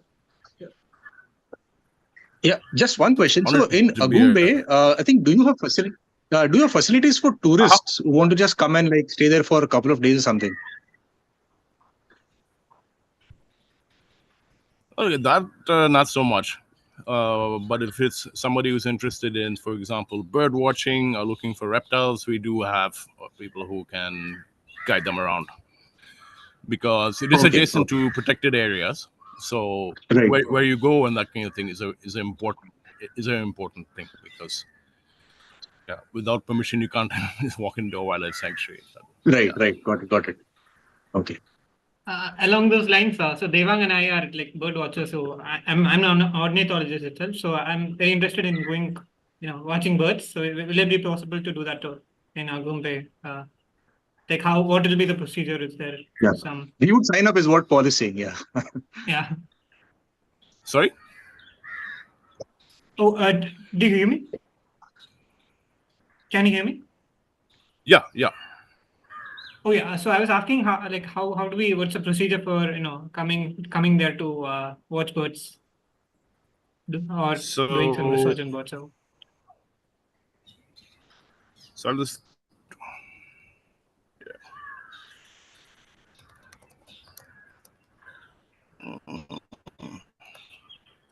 Sorry, Temple, can you share the link, email of written? I can't remember it. It's operations, something?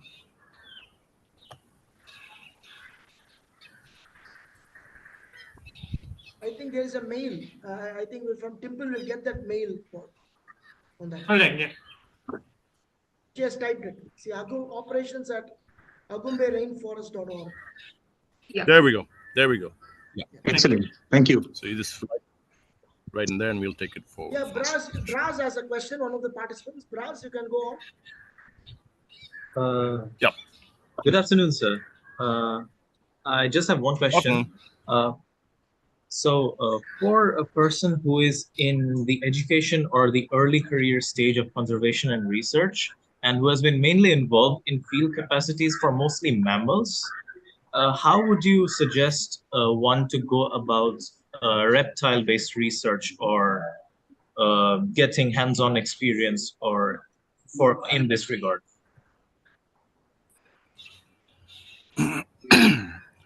So if you've already had experience with mammal field biology, it's kind of the same. It's just a different animal.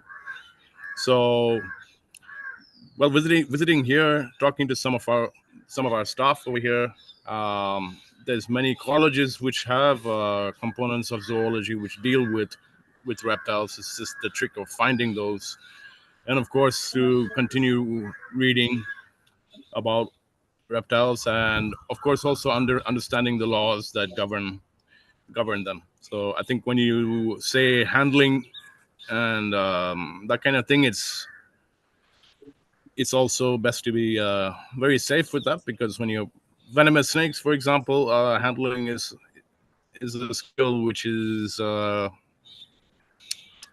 takes some time to learn. We don't unfortunately offer that, but there's other places that do.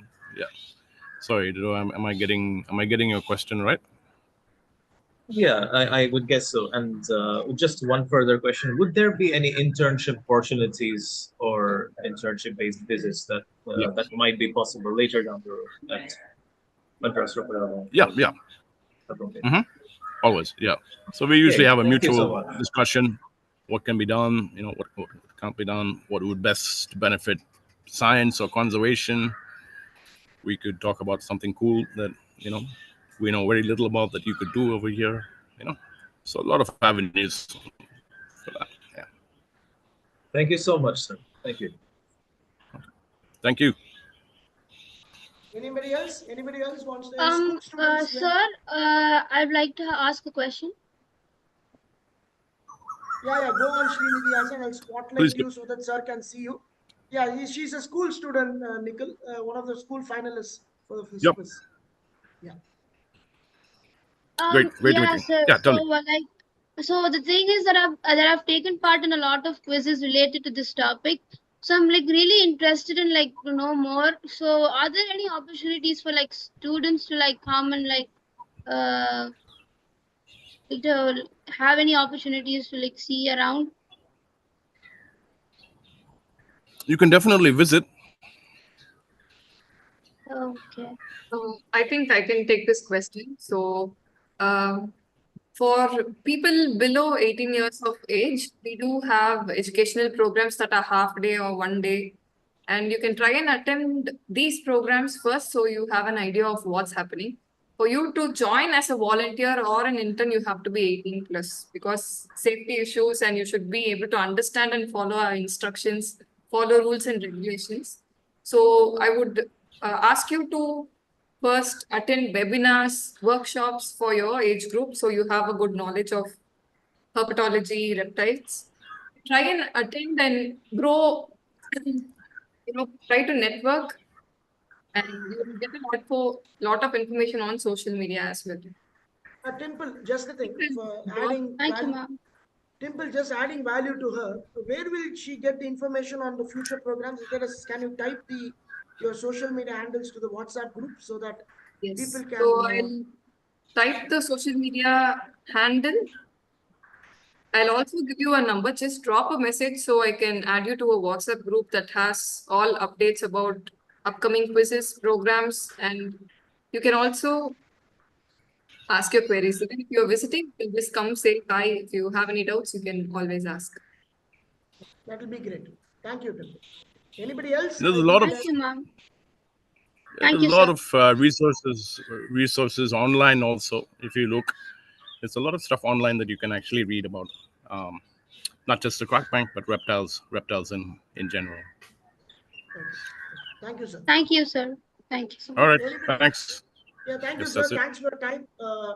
We have just 2 more questions to wipe up the tie breaks. So we had a tie break. We had a clean winner. If you have time, you can just watch the tie break, sir. Absolutely. Thank you, sir. Thank you. Please. Thank you, sir. Thank you. Thanks for your time. I'll stop my sharing now. Sure. Okay, we'll get on to the business of quizzing, right? I think you'll have to kick me out. Yeah. Okay, there you go. Yeah. So, okay, now let's have a look at the scores. Sir, I think I've been spotlighted. I'll remove the spotlight. Is that fine? You have been removed. Yeah, hands, Faraz, you can lower your hands, everybody. Everybody can lower your hands. Any doubts, Faraz? You can lower your hands. Right. No, sorry. Thank you. No problem. Let's look at the scores, Mahesh, so that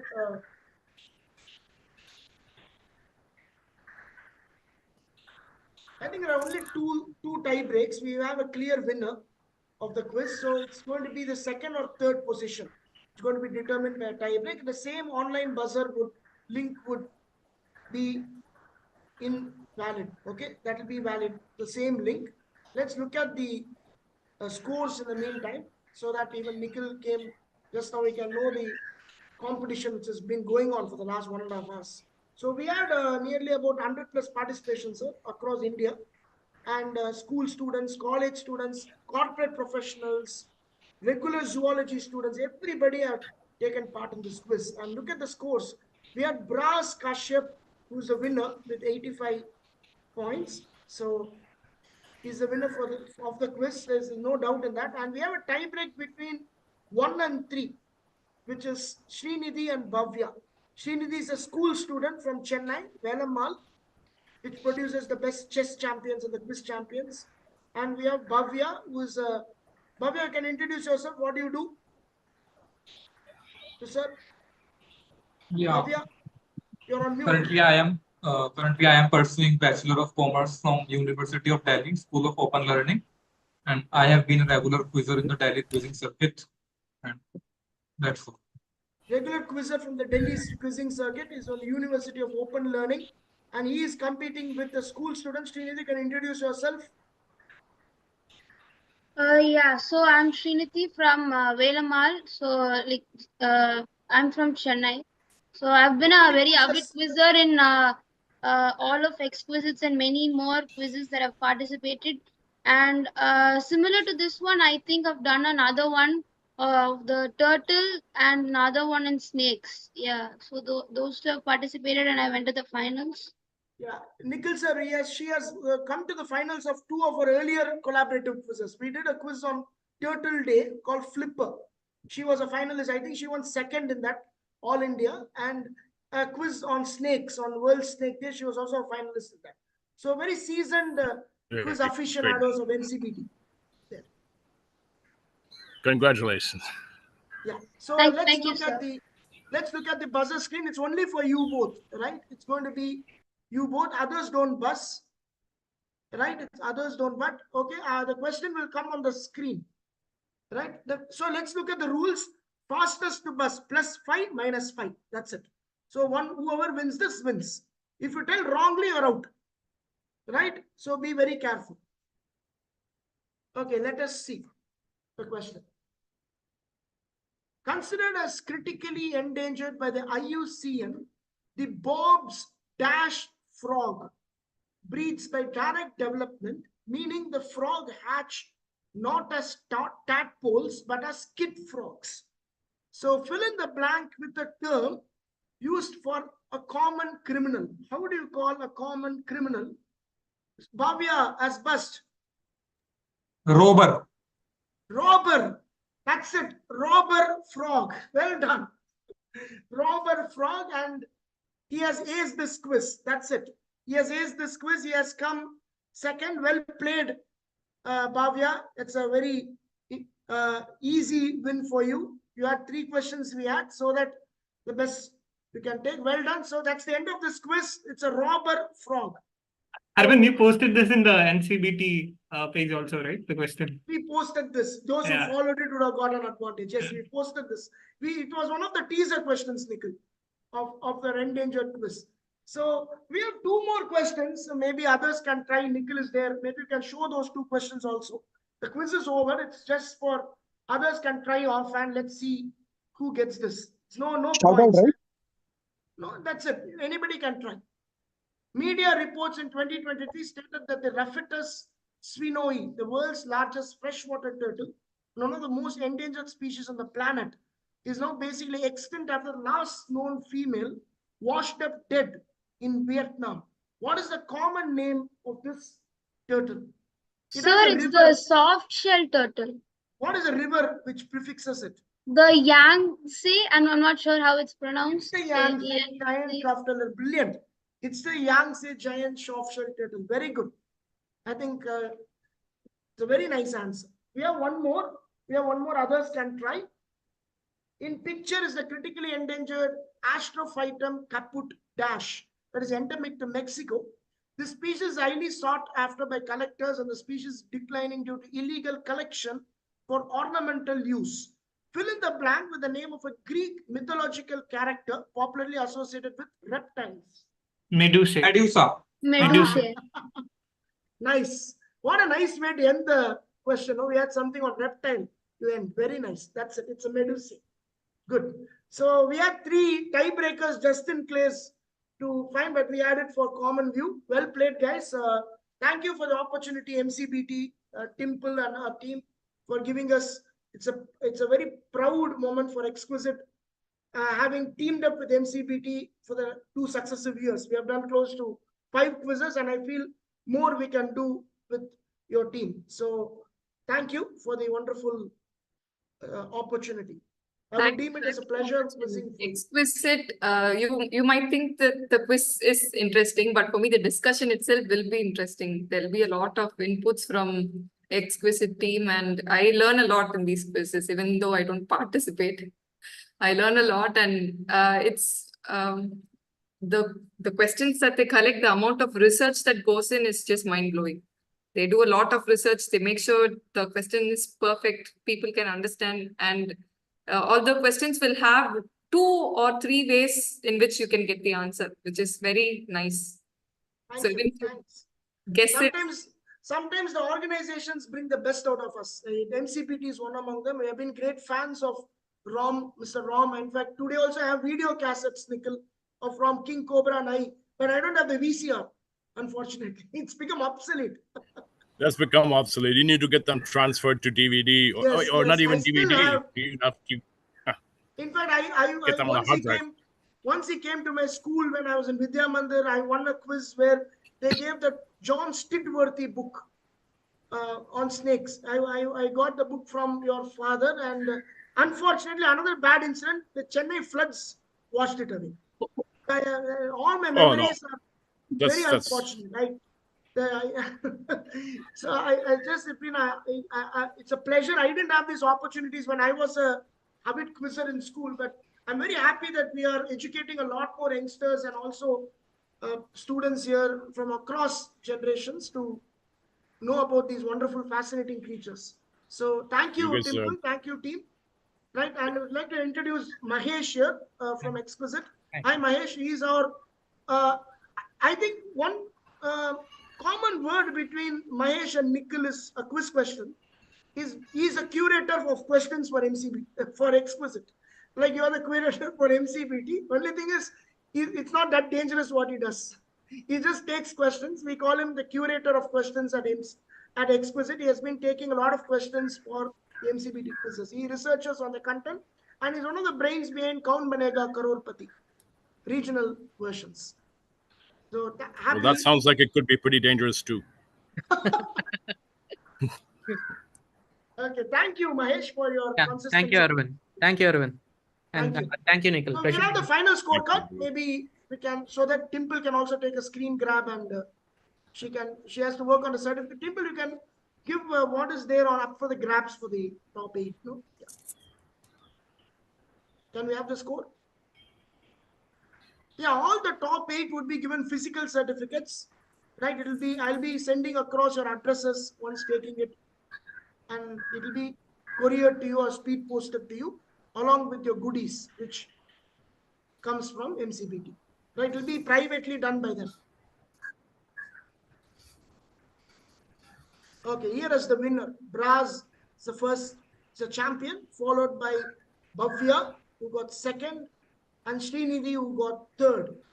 And we had Paul Pop with 4th. Paul Pop was an earlier winner of MCBT. So that shows the competition is increasing now. So he had a very nice buzzer round, but had also his negatives, which cost them the 30 points. And we have Devang. Thank you, Devang, he's been an avid quizzer, been part of the quizzing groups.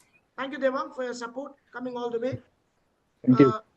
Wonderful participation. Nice to see.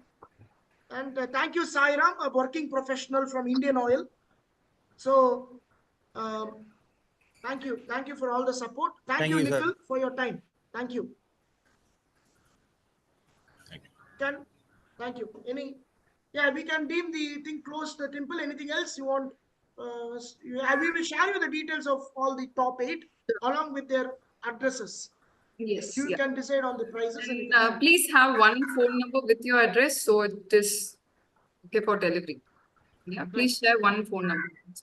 Wonderful. Okay. Fine. I'll collect it from them. I'll send you as an Excel. Sure. Yeah. Right. Thank you all. You can take a screen grab, any one of you, and share it to the group. Temple, you can do it. I have it. Yeah. You have it already done? Yes. Oh, wonderful. Okay. Right. We have put the. Thanks everybody for inviting me. I need to go actually, so I shall Thank you, say sir. bye. Thank you, sir. It's a pleasure. Thank you. Thanks for inviting. Bye. Thank you. He's so humble. He's as though he has invited us for this such a humility. So next time, I think Temple, you can invite Rom if possible. Yeah. Maybe he's very old now. I don't know. He must be, but he'll be able to come, right? He can come online.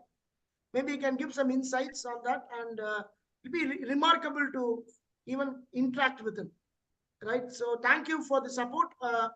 We have put the YouTube live link in the group. You can see it later. We'll try to snip it. You can also snip it and put it as snippets in the social media pages. You can do that. Yeah, we'll keep posting. We'll have more quizzes this year with MCBT. We are working. In fact, Sairam is helping us on Indian Oil sponsorships. Thank you, Yeah, Sairam. sure. You Thank can you. get more this time. Sure. We'll do that this time. Sure. Thank you. Thank you. Thank you. Thank you, everybody. See you. Thank you. Thank you. See you. Thank you. Thank you. Thank you. Thanks for the participation. Thank you, sir. Thank you.